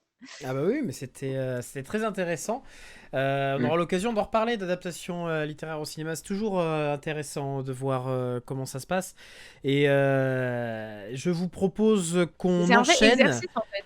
Ah mais c'est un vrai exercice. Pardon. Mais après, quelque part, juste pour terminer, il faut savoir qu'il y a quand même, je pense, majoritairement beaucoup de bonnes adaptations, dans le sens où il doit y avoir à peu près 80% des films qui sortent, qui sont adaptés d'un bouquin. Donc dans le lot, forcément, tu as Oui, une c'est majorité ça. de bonnes adaptations. On ne sait pas toujours que c'est des bouquins. Je vous propose qu'on continue avec un jeu qui opposera le chat, le chat, à l'équipe. Le chat. Et on continue dans notre grande série des jeux, de classement. Culturellement vôtre, le jeu de la semaine. Et je vais vous proposer un classement express, parce que je vais pas vous laisser 45 000 ans pour décider du classement. Ça sera un classement du plus nombreux, donc on va faire du moins nombreux au plus nombreux. Et je vais Ok. vous laisser maximum 1 minute par classement. C'est très court. Ok, à bout d'1 minute, il faudra me donner un classement. La première liste, donc du moins nombreux au plus nombreux, ça va être avec les étages de la tour Montparnasse. Donc le nombre d'étages de la tour Ok. Montparnasse. Les films ayant reçu le César du meilleur film. Donc, tous les Césars du meilleur film. Wow. Les chaînes gratuites de la TNT. Le nombre des chaînes gratuites de la TNT. Et le nombre des volcans dans la chaîne des puits. Voilà. Non mais c'est quoi ce truc entre Du soi là? moins nombreux au plus nombreux, vous avez 1 minute. Bah, les Césars, on a dit que ça avait commencé en 1922, un truc comme ça, ou 30, donc il doit y en avoir Ouais. 80, 90. Les étages de la tour Montparnasse, il doit y en Est-ce que avoir tu penses? plus de 100, non? Bah, j'en ai aucune idée, parce qu'elle est pas si grande, hein. Ouais, elle est grande quand même. C'est quoi le dernier truc? Ah Les oui, c'est le nombre de volcans. volcans dans la chaîne des Ouais, il doit y en puits. avoir une vingtaine dans la chaîne des puits de volcans. Ouais. Euh, Moi, en fait, ma Plus question, grand, c'était est-ce qu'il y a plus plus petit. de volcans que de chaînes gratuites de la TNT? Eh ben, pas sûr, parce que des chaînes gratuites, il y en a au moins une vingtaine. Ouais, il y en a tant que ça, je me rendais pas compte. Bah, il y a des trucs que tu regardes jamais, Ouais, je pas pense, mal, mais. ouais. Ouais, mais du coup, de là savoir que c'est gratuit, Ouais. c'est ça le problème. Alors, en fait, du coup, le truc qu'il y aurait le moins nombreux, ce serait les volcans. Ouais. Après, ce serait la TNT. Ouais. La TNT, et en fait, la question, c'est entre la tour Montparnasse et Ah, Il me faut la réponse. Et c'est quoi? Moi, j'ai envie et de vous faire César. confiance. Je dirais étage et César. Attends, Oscar ou César? Moi, ouais. César. Moi, Il me faut la ouais, réponse c'est là. César, Ah, hein. César. Moi, je dirais que le plus nombreux, c'est les Césars, moi, je dirais. Ouais, Ben, bah c'est ça alors. Ouais. Du coup, ça fait. Allez. Donc Donc, ça fait Volcan, TNT, TNT. Volcan. Oui, pardon. Volcan, Vol- TNT, César. Ah putain, je vais arriver. Volcan, Volcan, TNT. TNT, Montparnasse, César. Ouais, c'est ça. Volcan, TNT, Montparnasse, César. On a Johan qui nous dit Volcan, TNT, César et Montparnasse. Et Coquelicot qui nous dit TNT, Volcan, César et étage. Le moins nombreux. Parce que je pense que Montparnasse, il n'y en a pas tant que ça. Je dirais une soixantaine, Montparnasse. Le moins nombreux avec 27, c'est les chaînes gratuites de la TNT. Il y a 27 chaînes gratuites de la TNT. En deuxième place, avec 47, c'est les films ayant reçu le César du meilleur film. Il y a eu 47 Césars du meilleur film. Bon. Mais il n'y en a pas à chaque cérémonie? Si, mais les Césars, Si, c'est mais, pas si vieux. Hein. Et c'est pas les Oscars. Moi, j'ai pris les Oscars en compte tout à l'heure, j'ai pas fait gaffe. Et- Mais moi, je croyais que les Césars, ça datait d'avant la Deuxième Guerre mondiale. Ouais. En troisième place, avec 60 unités, c'est les étages de la tour Montparnasse. Il y a 60 étages à la Ah tour putain, Montparnasse. j'avais le juste prix, quoi. Et il y a 80 volcans dans la chaîne des Puys. Et ben. Attends, dans la Ah chaîne ouais. des Puys ou en Auvergne? La chaîne des Puys est composée de 80 volcans. Waouh! C'est C'est ouf. J'aurais jamais mis la chaîne des puits en plus Ouais, nombreux, pareil. quoi. Moi non plus. Voilà, du coup, on a Bon, bah, personne qui a la touche complète, mais c'est pas grave, il y a une seconde Le liste juste pareil. 1 minute pour les classer du moins nombreux au plus nombreux. Attention, on change de quantité. Dans la deuxième liste, nous avons les places du Stade de France, le nombre de places du Stade de France, Alors, 40 les 000. passagers 60 000. du Titanic, 60 donc les places du Stade de France, les passagers du Passagers. Titanic, Ok. les Tigres du Bengale et les communes de France. Les Tigres du Bengale, c'est le moins déjà, c'est sûr. Ouais. et les communes, c'est le. Ah Non. putain, les communes, ça doit se battre avec les places du Stade de France. Ah, je pense qu'il y a moins de communes que de places de Stade de France. Hein. Bah, les communes, on en a entendu parler pendant les municipales, il y en a 32 000, non? Un truc Ah comme ouais, ça. mais il y en a carrément plus des places du Stade de France, ça fait 80 000 places. je crois. Ah oui, ouais, bah. Ou 60 Ah 000 ouais places. Ouais, c'est Bah, immense, hein, ok. le Stade de France. Ouais. Bah, on Et le met donc en là, faut deuxième, caser le Titanic, du coup. Ouais, le Titanic, c'est chaud. Hein. Titanic, putain, j'ai regardé la vidéo de Amixem où il fait le Titanic en Lego, là, ils en ont pas parlé? J'ai aucun souvenir de chiffres. Ils ont trop de chance d'avoir le On Titanic. compte en les ligne. gens à bord du Titanic ou les cabines à bord du Titanic? Les Non, gens. t'as dit les passagers. Les passagers. Les Ça veut passagers. dire qu'on Ouais, y en on a. compte pas l'équipage. On est d'accord? Bah si. Si, Enfin, ça compte parmi les passagers du Titanic. Ah, ok, moi, les passagers, pour moi, c'était les gens pas le public. de l'équipage, quoi. Enfin, genre les clients, quoi. Je sais pas comment dire. Donc, le plus nombreux, c'est le Stade de France, de toute façon, parce qu'il n'y a pas 80 000 personnes ou 60 000 personnes sur le Titanic. Mm. Dans Il tous va les me cas. falloir votre réponse. Donc, c'est Stade de France. Bah, le plus nombreux Stade de France, après commune. Non, après, je dirais Titanic et communes. Est-ce qu'il y a- Il n'y en a pas tant que ça des communes en fait. Hein. Mm. Ah si, Alors- 32 000, t'as Et dit? bah, Du plus petit au plus grand. et bah, Bah, on fait- Non, mais peut-être j'ai dit de la merde. Hein. Bon, bah, Mais- Bengale déjà, les tigres. Ouais, les tigres. Après, on met les communes au pire. Enfin, Ouais, les passagers. communes. Ouais, les communes, ok. Et après, on met Mais non, passagers, attendez, stade. vous êtes en train. Les communes, il y en Du a, coup- il y en a beaucoup. Hein. Du coup, ça bah- ferait Tigre, passagers, communes et Stade de France, c'est ça? Passagers, communes et Stade de France. Ok, Ouais. donc je prends ça. Mais Johan je nous pense a qu'il dit y a- Tigre. Moi, je pense qu'il y a moins de passagers que de tigres, mais. Ah, c'est trop tard, j'ai pris la Parce que réponse. je pense que les tigres, Non, il les- y en a au moins 1000, tu vois. Et je pense pas qu'il y avait 1000 passagers. Ah non, mais attends, si, un Corsica Ferry, c'est déjà 2000 personnes ou 4000 personnes dedans. Et le Titanic, il Oui, est... mais on parle d'un truc de 1915. Oui, mais tu il vois. est 15 fois plus gros. Enfin, pas 15 fois Ah, plus gros, mais il est je vais, immense je par vais vous rapport donner la à- réponse. De toute façon, ça a été pris. Vous avez fait Il y a au pareil moins que 10 000 Johan. personnes sur le Titanic, je pense. Tigre, passagers, communes Ah oui, et on a Stade dit de pareil. France. Coquelicot, donc 1912 pour le Titanic. Coquelicot nous dit Bengale, passagers, communes et Ah, pardon. Stade. Et la réponse, du coup, le plus petit, c'est avec 2200. Moi, je pense que c'est les passagers. Hein. C'est les passagers du Titanic. Ok. Ouais, bah ouais. Ah bon? Je pense que les, Eh les- oui. les tigres du Bengale, il y en a genre 3000, tu vois. En Parce qu'il y deuxième en a place, dans les eaux et tout, ils les font reproduire. en deuxième place, ça se situe entre 3000 et 4500. C'est les tigres du Bengale. Ouais. Espèce en voie de disparition, hein, parce que c'est peu hein, quand même pour un indice. Enfin, pour Tu des comptes espèces, hein. sauvages Oui, ou non, mais- c'est les sauvages ou c'est tous les tigres recensés? J'ai pas fait le détail, je pense que c'est tous les tigres recensés. Ok. Oui, il doit y avoir les Trois- os, je pense. Enfin, 3000 à les 4500. contrôlés. Après, il compte aussi le sauvage, pour ça qu'on n'a pas un chiffre net et précis. Mais oui. Ouais. En troisième place, on a les communes de France avec 34 965 communes. Ah, GG, Emma. j'étais prête. Et j'étais en, prête. en dernière place, du coup, le Stade de France avec 81 338 places. 81 000. Moi, je pensais qu'il y avait genre 50 000 places dans le stade de France. 50 Je suis 000, complètement c'est perdue. c'est le stade de Lyon. Donc t'imagines bien qu'à Paris, Ah ouais. qui a servi pour la Coupe du Monde, reçu en France, tout ça. Oui, c'est vrai. Ouais. Prochaine Putain, liste. je vais voir les Red J'ai Hot au gagné Stade de non plus. France, c'est pas prêt, je crois. Prochaine liste. Vous avez Ouais, une personne minute n'a pour gagné, essayer ouais, de les on va classer sauter du plus petit nombre au plus grand nombre. Nous jouons avec les personnes ayant marché sur la Lune, les acteurs Oula. ayant joué Batman, les catégories de permis Ouais, c'est dur ça. et les heures dormies par un adulte en moyenne. Bon, déjà, les Attends, heures en attends, moyenne, c'est quoi le 7. troisième? Ah oui, les trucs de permis. Alors attends, parce que Batman, il y en a au moins. Attends, il y a Christian Bale, il y a Robert Pattinson, il y a celui de Tim Burton, il y a Val Kilmer, il y a George Clooney, il y a celui de la série animée et il y a celui de la série télé. Donc il y en a 7 au moins, Ça fait 8. voire 8, ouais. 7. Ah, tu comptes la série animée ou pas pour les Ouais. Batman? La voix? Je crois que oui, c'est compté. Donc dans ce cas, il y en a Ça 2 des fait séries 8. Batman. Donc ça fait 9. Ah bah 9. Ouais, il y en a entre 9 et 10 peut-être. Ok. Des gens qui ont marché sur la Lune, il y en a. Je dirais moins de 10, mais il y a quand même eu pas mal de missions. Hein. Ouais, bah de plus en plus. Bah ouais, je sais pas. Oh, et les catégories de permis, je n'ai aucune idée. Je sais pas si... Bah attends, il y a permis A1 pour Ouais. la moto, il y a le B, il y a le. Mais il y c'est a la le- voiture, il y a... Il y a le petit pour la mobilette Poids et tout ça. Il y a le permis poids lourd.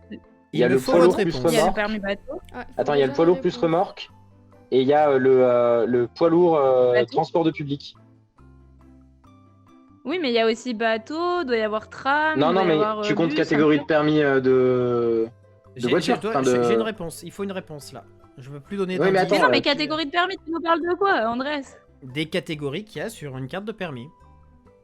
Des différentes catégories de permis Ah, donc recensées le par. Ah oui, Moi, donc... je suis allé chercher catégorie de permis sur le site sur le site officiel. Oui, mais tu peux nous dire si ça englobe tous les moyens mais de tu comptes transport? le permis bateau ou pas? Ça englobe pas tous les moyens de transport, la catégorie de permis. Non, c'est les, Ah oui, c'est les d'accord, permis ok, ok. routiers. Donc il y en a 6 ou Ok. 7. Bah, comme les gens qui sont allés marcher sur la Ah. Lune. Ouais. Alors, votre En gros, réponse. le plus, c'est Batman. Ouais, le plus, ce serait Batman. Moi, je dirais les heures dormies en moyenne. En Les premier. heures dormies par un adulte, c'est 5 ou 6, hein, pas plus. Bah, Ouais, pareil, c'est on ça. est. Moi, j'aurais mis les heures dormies, les catégories, les gens qui ont marché sur la Lune et les gens qui ont parlé Batman. Allez, je suis d'accord avec Ok, toi. Qui ont parlé. Emballé. c'est Amélie, pris. ça te va? Oui, oui, Désolée. oui. Hein. On a Johan qui nous dit le permis heure Batman Mais c'est et le André qui dernier m'a qu'elle a stressé, là. oublié. Alors, elle mettrait les gens qui ont marché sur la Lune en premier. Ok. En première place, avec 6, c'est les catégories de permis. Et oui, il y a AM, donc cyclomoteur, A, moto, B, auto, C, transport de marchandises, D, transport de personnes et E, remorque. Eh, je les avais tous. Ok. Hé hé. En deuxième C'est vrai. place, avec 6,42, c'est les heures dormies par un adulte en moyenne. Par nuit. Oh, mais c'est abusé Et ça. moi, je pensais que c'était moins, tu vois. Ça, c'est à cause d'Amélie qui dort pendant les séances de ciné aussi. Ah. Elle fausse les statistiques, là. C'est pour rattraper mes heures perdues. En troisième place, avec 12, c'est les personnes ayant marché sur la Lune. Attention, on dit bien marcher sur la celui-là, Lune. on Il y a l'avait, eu il était plusieurs bon. missions qui ont été faites. Pas forcément, les personnes n'ont pas forcément marché sur la Lune. La dernière personne qui a marché sur la Lune, ça remonte mais aussi 12, quand ça même un fait peu. Hein. Ah bah oui, 12. oui, mais il y en a quand même. Il y a au moins 3 ou 4 missions Apollo habitées qui ont permis à des gens de marcher sur la Lune. Et ça, c'est sans compter les missions. Je sais pas s'il y a eu des missions que russes ou que chinoises. Non, Je ils crois ont qu'il y a pas que envoyé des de gens Américains encore. qui ont marché sur la Lune. Ouais, il y a que des Américains. Il n'y a Ouais. que des, vrai. Américains. Et du coup, en dernière place, les acteurs ayant joué Batman, il y en a 14. ouais, Je c'est beaucoup. vais pas tous vous les dire, mais je vous laisserai le choix de Bon, les on chercher. avait Ça la va, moitié de juste.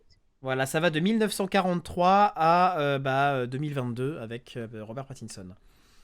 Ouais, ils sont tous américains, les gens qui ont marché sur la Lune. Ouais. La dernière liste. J'ai cru que t'allais dire qu'ils sont tous américains, les gens qui ont joué Batman. Je suis en mode, c'est pas grave. Hein, Ben, aussi. Non, je suis pas sûr. Il doit y avoir des Anglais dans le lot. Je me demande si Robert, Ouais, il doit y Robert avoir des Pattinson, il est pas British. anglais. Il est pas américain, tu veux dire? Non. Oui. Ah serait oui, anglais. il est britannique. Attends, c'est vrai Il est ça? Ah, britannique. ok. Enfin, dans le lot, je pense que doit y en avoir des Britanniques. Bah, Mark Hamill, il est américain. L'acteur qui jouait dans la vieille série. Mark Ah oui, il Hamill, est il jouait pas britannique, Batman, il Pattinson, t'as jouait raison. Joker. Ah non, il est britannique, Pattinson. Eh. Oui, pardon, oui, c'est Il pas, est né à c'est pas Barnes. du tout. Marc Hamill, il jouait le Joker, c'est vrai. Pardon. La 4e liste, 1 minute pour les classer du moins nombreux au plus nombreux. Attention, nous avons les positions du Kama Sutra, les Mais ça modèles. n'existe pas. Bah si, il y a un livre qui s'appelle le Kama Sutra avec Donc- des positions dedans. Et il y a un Donc nombre de positions. 0. Donc Les, 0, donc ça c'est moins nombreux. les modèles Peugeot, les pays Non mais putain. ayant l'euro en monnaie et les dents d'un humain en une vie. Le nombre de dents d'un humain en une vie. En une vie, mais what? Bah, 34, non? Oui, mais en une vie, t'as tes dents de lait aussi. Ouais. Ah, et tu perds Ça compte les les. fausses dents ou pas? 1, 2, 3, 4, 8. Putain, les Je dents crois de que, sagesse, je crois que c'est quand tout t'es un le enfant, bordel. t'as moins de dents que quand t'es adulte. T'en as genre 28, non? Ouais, Donc faut faire 28 et 34. Bon, en gros, on est autour de 60, quoi. ouais, à peu près, ouais. Je pense qu'il y a moins de 60 Peugeot. Oh putain, tous les modèles Peugeot du monde, genre, enfin de l'histoire de Peugeot? Non, en moi, fait, ça fait les beaucoup. modèles, après, ils sont. Ah, bah ouais, si. Non, t'as raison. Alors, dans les modèles, je Oh, compte pas les variantes des modèles. Oui, je compte oui, oui, les oui. vrais modèles. Hein. Oui, genre le coupé, le machin, mais. Ouais, mais mais du coup, c'est chaud. Peugeot, ça fait quand même longtemps que ça existe, mais ça fait Ouais. moins de 60, non, quand même? Chaud, hein, parce qu'il y a, il y a eu des motos, il y a eu des camions, Ouais, putain, t'as raison, t'as raison. enfin Non, oui, t'as des raison. utilitaires. Donc, Complètement. 60, ça me paraît quand même. Ça me paraît à peu près Donc, je pense- pareil. Hein. Et on est d'accord qu'il y a moins de 60 pays qui ont l'euro. Oui. Bah oui, on est 20. Moi, je me demande si les pays qui ont, Il va l'euro, falloir je une me demande réponse. si c'est pas le moins nombreux, en fait. Bah, c'est euro, Les dents, ouais, les dents. Dedans. Peugeot, le, après non. le Kama Sutra et les Peugeot. Non, les Peugeot et le Kama Sutra. Ok. Parce qu'en fait, le Kama Ah, Sutra, tu vois. c'est pas, Bah, le Kama Sutra. c'est pas un livre, c'est un corpus. Et dedans, il y a beaucoup plus Ah de ouais. textes sur comment te comporter dans la séduction et dans l'amour que de positions. Il y a un chapitre sur les positions sexuelles. Et je crois qu'il y en a. En fait, le truc, c'est que maintenant, c'est un terme un peu générique, Kama Sutra, et du coup, ils rajoutent des trucs tout le temps, mais ça n'a plus vraiment. Ça Il y part avait de pas la des base histoires qui est, de cuisine aussi, qui est- de comment tu dois qui est recevoir. le texte indien. Si, ouais, comment tu dois Ah, mais recevoir. oui, C'est très complet, mais en fait, il y a un chapitre sur le Oui. sexe. Le Du reste, coup- c'est tout ce qui va avant et après. Du coup, Les amours de vie. Bah, du coup, euro dans Peugeot et position. euro dans Peugeot et position. En première place avec 19, c'est les pays ayant l'euro Ouais. en monnaie. Si on Là, les on est cite bon. plus la capitale, on a un point. On n'a pas le temps surtout. Ah ouais, c'est vrai. En deuxième place avec 52, c'est les dents d'un humain en une vie. Il faut compter 32 Ok. dents en moyenne en tant qu'adulte et 20 quand on est enfant. D'accord. En 20. troisième place, avec 54, c'est les modèles Peugeot. Ah, trop fort. Et en quatrième place, 64, quand c'est même, hein. 64 positions qui sont décrites dans le livre Le Kama Sutra. Et B. Putain, 54 Peugeot, je m'en remets pas. J'ai cru que tu allais parler des positions. Non, non, je m'en branle les positions. Moi, Waouh, c'est les Peugeot 54 qui Peugeot. m'intéressent. Je veux toutes les essayer. Mais Voilà. arrêtez, vous savez bien que moi, les Peugeot, c'est ma vie. Hein. Je dis ça, mais je veux un Van Volkswagen. C'est la vie. Incroyable. C'était Bon, le voilà, jeu bref. continuera pas la semaine prochaine du coup parce qu'il n'y aura pas de culturellement vôtre, mais la semaine d'après avec des listes. Je m'éclate sur ce jeu des listes. Je Bravo trouverai, Joël d'autres pour unités. pour ta trouvaille. Et bravo, oui, Johan, pour ta trouvaille. Qu'est-ce qu'elle a dit? J'ai pas vu. Ah, elle a trouvé la bonne réponse. Oui. Et du Trop coup, fort, trop je vous propose que l'on parle un petit peu, maintenant qu'il est tard et que les enfants sont couchés, Du sexe. de sexe. Tout de suite, c'est sur Culturellement Vôtre. Culturellement vôtre, tous les mercredis, 21h, 22h30, en direct sur Twitch. Et alors, pour ta première chronique, toi, tu as choisi un sujet très Ouais, intéressant. un sujet que j'aime, quoi. Alors... Bonne soirée Joël. Bonne soirée. Bonne soirée. Tu nous quittes au plus mauvais moment. Hein. Ouais, c'est un peu dommage. Mais bon, après, tu pourras regarder en replay. Et donc, du coup, pour cette première chronique, je voulais parler justement de ce sujet-là que tout le monde connaît, mais qui reste encore un peu tabou malgré les évolutions qu'on a et le fait d'être ouvert d'esprit. Je vais m'appuyer sur 3 œuvres en temps voulu, mais avant, j'ai recherché une petite définition sur le Larousse. Et il y a 2 propositions.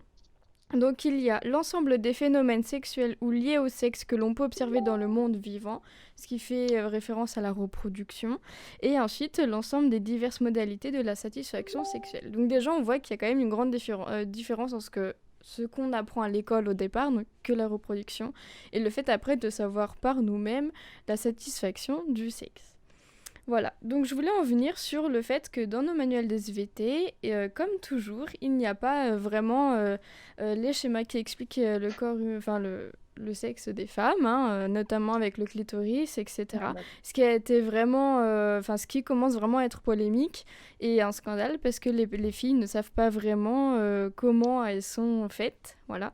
Et c'est pas non plus notifié qu'on est toutes différentes. C'est très important de le savoir quand on est au collège et qu'on est en train de se rechercher.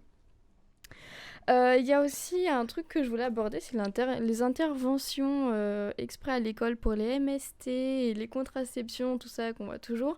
En revanche, c'est bien, mais ça ne parle pas non plus du fait que y a des gens qui ne sont pas totalement intéressés de ça, et aussi les personnes qui s'inquiètent elles-mêmes parce qu'elles ont des envies particulières, des fantasmes qui viennent, etc. Mais elles ne savent pas d'où ça vient, comment on fait et comment on s'en occupe. Voilà, et je pense que dans ces interventions, déjà, ce serait bien de parler du plaisir et pas de la reproduction et des trucs qui fâchent et qui font peur. Ça ne fait pas forcément mal non plus, voilà.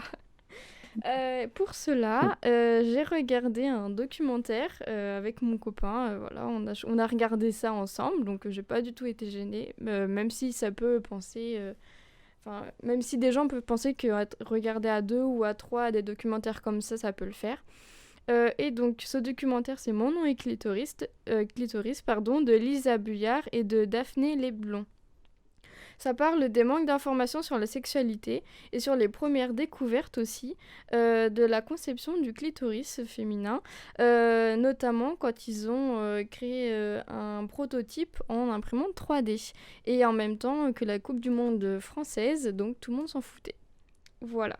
Il y a aussi des grands témoignages de filles de notre âge, on peut dire plus des femmes maintenant, qui n'ont pas eu de mal à aborder leur expérience sexuelle, même si au départ elles étaient gênées, mais on a regardé au fur et à mesure on a remarqué surtout au fur et à mesure du documentaire qu'elles étaient de plus en plus à l'aise et que ça leur faisait du bien de savoir qu'elles n'étaient pas toutes seules dans les situations dans lesquelles elles se trouvaient, face à leur corps, face à leurs doutes et face à leurs incompréhensions, par exemple, etc. Au modèle qu'il faut suivre alors qu'en fait, on n'est pas toutes pareilles. Donc voilà. Ensuite, moi, j'ai trouvé aussi que ce documentaire, Alors, ce documentaire, en fait, j'étais très contente parce que même moi, il y a des moments où je me suis retrouvée, notamment pour la découverte, en fait, de mon engin génital, quoi, de ma petite rose, ma petite fleur, comme tout le monde l'appelle. Voilà, ou ma crapouille, enfin bref, voilà. C'était vraiment bien, en fait, de me dire que, il y a des choses que je ne savais pas encore et que j'apprends encore et toujours parce que, voilà, on n'a pas été assez formés, notamment dans la famille où c'est toujours une gêne. Et voilà, moi, concrètement, quand on m'a dit, voilà, pour tes règles, c'est ci et ça, voilà, on m'a rien expliqué d'autre sur mon appareil génital et c'est toujours pareil, voilà. Même dans les générations, etc. Je vais aussi parler d'une série libre qui est de Ovidie et Sophie-Marie Leroy, qui est sur Arte. C'est une série très bien. Donc ça intéresse beaucoup les personnes aussi qui se battent pour le féminisme, pardon, si je dis contre, alors là. Donc en fait c'est très intéressant parce que c'est pour tout le monde, notamment pour les parents, grands-parents et enfants, voilà. Enfin enfants collégiens, étudiants bien sûr. et ça nous montre qu'on peut être ce qu'on veut, où l'on veut, et quand on veut, selon le résumé d'Arte, et c'est très bien traduit, puisque ça nous montre qu'on n'est pas obligé de se raser, on n'est pas obligé d'aimer tout ce qu'on veut, on n'est pas obligé de faire du sexe, on n'est pas obligé non plus d'avoir les mêmes stéréotypes, et d'illustrer aussi ce qu'on a entendu, comme voilà, la semence des hommes est très bénéfique pour la peau des femmes, enfin bref. Tous ces petits trucs et qu'on a le droit d'aimer qui on veut aussi, bien sûr. Et voilà, les personnes qui se moquent des autres, qui aiment les personnes du même sexe et tout ça, c'est encore d'actualité malheureusement. Même si on est de plus en plus ouvert d'esprit, c'est quand même compliqué de se faire entendre, voilà. Sauf en art du spectacle, bien sûr. Voilà. Parce que vous êtes précurseur. Ah ouais, C'est nous ça. on est à fond, Alors, je suis tombée nez à nez avec cette série Enfin, pendant nez à un nez. stage. Oui, non, vraiment. En fait, je faisais un stage à RCF, justement, Radio Chrétienne Francophone en plus, voilà, pour faire un projet sur l'engagement des jeunes pour valoriser leurs idées qui pourraient être mises en avant. Dans les villes où dans lesquelles elles étaient. Et je suis tombée sur ça et j'ai passé tout mon après-midi pour voir ce reportage. Et c'est un vrai engagement finalement parce que ça montre aussi qu'on peut être capable de s'accepter nous-mêmes, même si on a des différences et pas les mêmes vulves ou les mêmes pénis. Voilà. Donc après, j'ai eu l'occasion de feuilleter un livre qui s'appelle Jouissance Club de June Pla, et pas June Pla, elle écrit bien dans son livre qu'il faut pas dire June. Et en fait, ce livre, avec un Et en vocabulaire qui est écriture très, inclusive très... d'ailleurs. Oui, oui, oui. Franchement, c'est intéressant. Et franchement, ça m'a pas du tout perturbé d'ailleurs, cette nouveauté-là. Et j'ai jamais lu un seul livre comme ça et ça m'a pas du tout perturbé. Donc j'ai bien aimé. Et le fait aussi que le vocabulaire était très adapté pour parler de ce qu'on a toujours de tabou, hein. Et a permis aux lecteurs de comprendre leur corps, leur plaisir, et de savoir aussi qu'il n'est pas sujet que de pénétration pour avoir du plaisir, du désir, ou alors, enfin voilà, un temps très reposant, apaisant, hein. Donc elle va montrer déjà un peu que tout le monde n'est pas pareil, avec des schémas qui sont explicatifs sur le sexe de chacun, avec les différentes formes qui peuvent exister, et les personnes par exemple qui souffrent de maladies comme l'endométriose, etc. Donc c'est très bien expliqué. Et j'ai beaucoup aimé aussi parce que voilà, elle propose différentes façons d'évoquer les caresses, etc. avec son partenaire, sa partenaire bien sûr. Et même elle respecte beaucoup les personnes qui ont des genres, donc binaires, non-binaires, LGBT+, en fait, carrément. Et c'est vraiment quelqu'un qui va pas forcément prendre des pincettes, même si on le croirait, parce qu'elle va aborder tous les sujets possibles dont elle s'est renseignée. Elle a même dit elle avait demandé à plusieurs personnes de témoigner sur leur sexe, en fait, même si elle paraissait pour une fille un peu psychopathe, quand même. Et donc voilà, elle a trouvé par plusieurs moyens de nous expliquer un peu ce qui pouvait être autour, hein, notamment l'amour qu'on peut avoir, etc. Et voilà. Et en fait, moi j'ai trouvé que c'était vraiment bien, même si au départ ça ne m'intéressait pas vraiment ce sujet-là, parce que bon bah voilà, on a chacun nos envies, chacun nos souhaits, chacun nos souhaits de lecture aussi et de découverte. Et quand je suis tombée dessus, franchement, je le feuillette, il est dans ma bibliothèque, tout le monde le voit quand il vient à la maison, c'est super. D'ailleurs, ma grand-mère a dû le voir ce week-end, parce qu'elle a parlé du livre juste à côté, donc je pense que ça a dû un peu la traumatiser. Mais bon, voilà. Et donc j'avais envie de dire qu'il faut aussi s'accepter. Et puis en fait, voilà, le sexe c'est bien. Voilà. Même s'il y a encore des problèmes sur les évolutions du genre, des nouveaux types de couples comme j'ai oublié le nom. Le polyamour, merci. Polyamour, ouais. Ouais. Et en fait, voilà, c'est super important de comprendre ce qu'est le plaisir, de nous questionner dessus et surtout de savoir s'en donner seul ou à deux et de pouvoir s'accepter surtout. Et voilà, j'ai fini ma petite chronique. Trop bien. Merci beaucoup pour cette chronique, c'était trop bien. Merci. Première chronique. On en veut avec plein plus. de recos Du coup, aussi.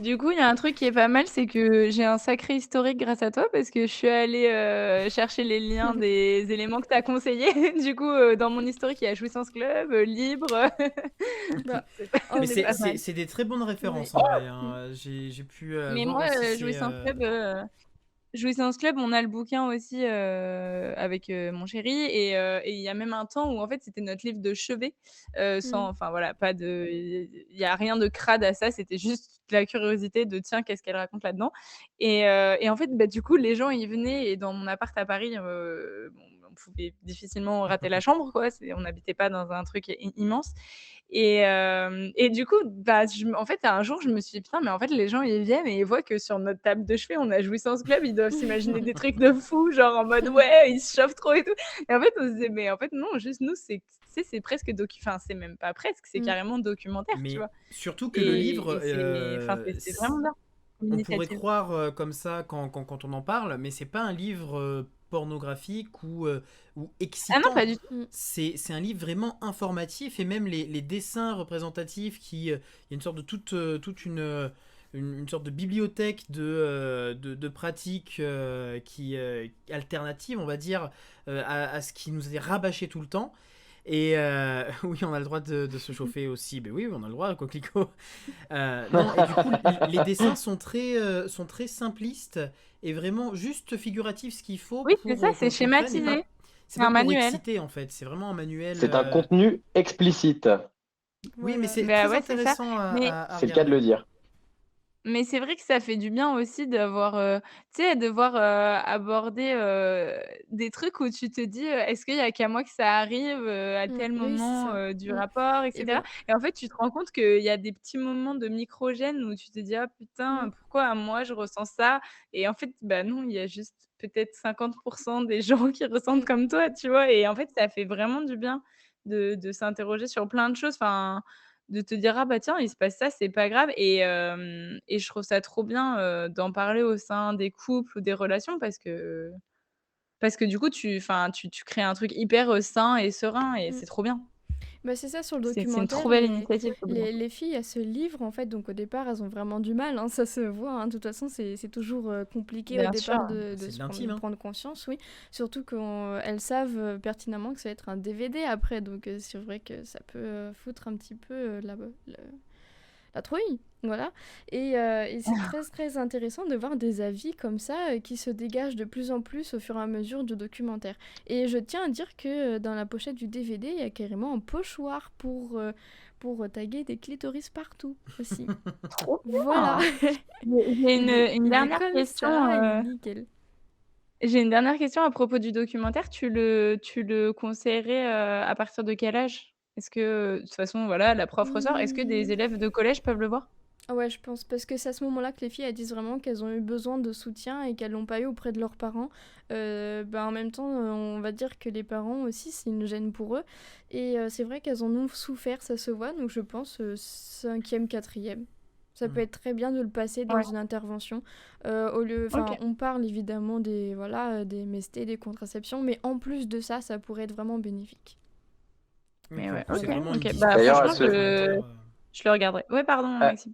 Non, non, pas de souci. À ce sujet, d'ailleurs, il y a pas mal d'infirmières scolaires et de personnel qui travaillent dans les milieux scolaires, donc collège-lycée essentiellement, parce que c'est là où on commence à parler de sexualité, qui sont terrassés parce que depuis la période Covid, c'est aussi un des aspects de notre éducation qui est parti un peu aux oubliettes. Il se trouve qu'aujourd'hui, alors je sais plus où j'ai eu l'info, mais c'était une source fiable. Il se trouve qu'aujourd'hui, il y a enfin, il y a moins de tests, il y a beaucoup de tests PCR et de tests antigéniques. Il y a beaucoup moins, en tout cas, de tests de VIH et d'autres Ouais. MST, parce qu'il n'y a pas que le VIH. Et ça fait peur, en fait, parce que là Mm. où nous, on a bénéficié d'une éducation alors, sexuelle effectivement très rudimentaire, hein, tu l'as dit, Oui, mais il Amélie, y a une sensibilisation au MST quand même. c'était la procréation et attention, mettez des préservatifs, protégez-vous, etc. Si même ça, on le fait plus dans les établissements, bah, on va retrouver des taux de contamination alors même qu'on le soigne mieux, en plus, alors même qu'on le soigne de mieux en mieux. on va retrouver des pics d'épidémie à ce niveau-là aussi. Donc c'est pour ça qu'il Tout à fait. faut rester Mais, vigilant là-dessus. Et Mais je sais il n'y a que, jamais de enfin, mauvaise, il y a jamais de mauvais moment pour en parler, et il n'y a Mm. jamais de mauvais moment pour rappeler les choses qui sont importantes à ce niveau-là. c'est clair et je sais que moi, ça m'étonnait énormément quand j'étais encore étudiante, l'an dernier, enfin surtout l'année d'avant, à Paris. Parce que, ça m'est arrivé 2 ou 3 fois d'entendre des jeunes filles, qui étaient des grandes ados, tu vois? Dans les transports en commun, qui parlaient un peu fort et qui te disaient que, oui, bon, la soirée, elle l'avait fait avec un tel sans capote parce que c'est chiant la capote. Et en fait, je me dis, genre, c'est une attitude que nous, enfin, je sais pas, hein, si je généralise et peut-être que nous, on a eu la chance dans notre établissement d'être bien formés et qu'en fait mais j'ai l'impression quand même que c'était bien ancré, le fait de Oui. se protéger, Complètement. même pour un rapport, un coup d'un soir et cetera et j'ai l'impression que c'est en train de se perdre et de reculer Bah, et encore Bon, plus avec Covid parce qu'on en est même tellement aseptisés mmh. qu'on parle plus de ça. c'est Mais en ça. même temps, on a bien été formés, hein. Moi, j'ai eu 4 ou 5 interventions sur le même sujet, hein, donc bon. Ouais. Oui, enfin, de là à dire qu'on est bien formé, c'est Non, Bah, mais c'est sur ça, les ça encore. nous mêmes Mais en rabâche. tout cas, choses, quoi. Ça nous rabâche en, par en la tout peur, cas, certes, mais ça nous rabâche. oui, voilà. Et c'est ça qui faisait Puis en peur, fait, en tout j'ai cas, envie la de te source dire que j'ai eue Mmh. sur ce sujet-là. Ouais. ouais, puis même, j'ai envie de te dire que si tu apprends qu'il faut mettre des capotes parce que tu veux pas tomber enceinte, enfin, quelque part, tu vois, on s'en fout. Enfin, je veux dire, ça te protège quand Mmh. même des MST, tu vois? Même si tu les mets Mmh. pas Bah pour oui. la bonne intention, tu es protégé à la fin. Tu vois ce Mm. que je veux dire? Mmh. Et il y a un Et même côté s'il n'y où a c'est pas vrai que aussi s'il que y le a plus ce préservatif, même si le discours-là, préservatif, c'est ce qui protège le mieux les MST. ah bah, vis-à-vis des MST, on n'a quand même Oui. pas une grande, on n'a quand même pas, vraiment d'alternative, pour l'instant, Non, mais je aussi parlais par efficace rapport en à tout la cas. contraception. Mais ça, c'est. Ouais. Oui, oui, bien sûr. Bien sûr, bien sûr. Mais c'est qu'en fait, ce qu'on t'apprend souvent à l'école, c'est que faut mettre le préservatif parce que ça empêche de tomber enceinte et tu dis: «Bah, certes, Ouais, mais non, sur les surtout, maladies faut quand mettre même. un préservatif Ouais. C'était quand même assez. parce que les MST». Culturellement vôtre, le mot de la fin. Pas Putain, de le choix du Le verbe glisser, par contre. mot de la fin, oui, j'ai pris le premier verbe qui m'est venu dans la tête. Le Non, mot mais de la c'est fin très bien. que Maxime nous donne. Mais le mot de ce soir sera clister. Clister, C-L-Y-S-T-E, accent grave, R-E. Voilà, clister, un mot merveilleux, un mot magnifique. Qu'est-ce que ça veut dire, clister? Est-ce que c'est les Attends, mais mystères ça me autour dit du un truc. clitoris? Tant qu'on y est. Non, Mais non, c'est par Molière, il a dit tout à l'heure, je crois. Ah oui. Ouais, mais clister, c'est combien de points au Scrabble, on demande? 19 points au Scrabble. Est-ce que c'est un cluster en cristal? Pas du tout. Pour vous donner un indice, c'est bien que ce mot arrive juste après la chronique d'Amélie, parce que ça se situe plutôt en dessous de la ceinture. Et c'est bien qu'il arrive, qu'il C'est soit pas le nom introduit de la ceinture de chasteté? par le mot glisser d'Andreas. Non, ça n'a rien à voir avec la ceinture de chasteté. Clister, est-ce que c'est quelque chose en rapport du coup avec le sexe? En faisant des recherches, il se trouve que oui, mais de base, non. Et ce n'est pas une partie du corps. Est-ce que c'est, les Un anciennes, liquide? ah bah oui, mais non, j'ai pas la ceinture de chasteté, c'est les premiers préservatifs, genre? Non. Alors pendant ce temps, la bise dit 19 points, bien vu. Et oui, la bise, je suis un pratiquant du Scrabble de temps en temps à mes heures perdues. Mais j'ai perdu contre l'animateur de cette émission, alors depuis, j'ai pas joué. J'ai plus rejoué. Et ouais. C'est pas un animal non plus, mon petit coquelicot. Putain, mais je connais ce mot. C'est à la fois une Ah, c'est pas un pratique. filtre, d'amour ou un truc comme ça? Non, une non, non. pratique. C'est à la fois une pratique et l'objet qui sert à le pratiquer. C'est quelque chose qu'on peut tenir dans une main. On tient bien Enfin, à une vaut main ou à mieux. deux mains? Non, deux mains plutôt, pour Ouais, vaut mieux l'utiliser. deux mains. Est-ce C'est que un c'est un truc truc un peu horrible, Alors, ça a c'est- l'air horrible là comme Non, ceinture. c'est un peu sale, mais c'est pas horrible. Mais en plus, c'est bon, c'est pas si sale. C'était une pratique médicinale très importante. Et donc, on le Est-ce que ça a un retrouve rapport évidemment avec une chez. intro... Est-ce qu'on introduit cet objet quelque part? Exactement. Et c'est un objet qu'on introduit quelque part, et c'est un objet qu'on introduit quelque part pour des raisons médicales. Et donc, on le retrouve dans le Malade imaginaire de Molière, évidemment. Est-ce que c'est Pour quelque faire les chose qu'on lavements? introduit dans le fond de Oui, main? Emma. C'est quoi? Exactement. Les lavements. Alors non, c'est pas dans C'est l'urètre, pour faire les coquelicot. lavements?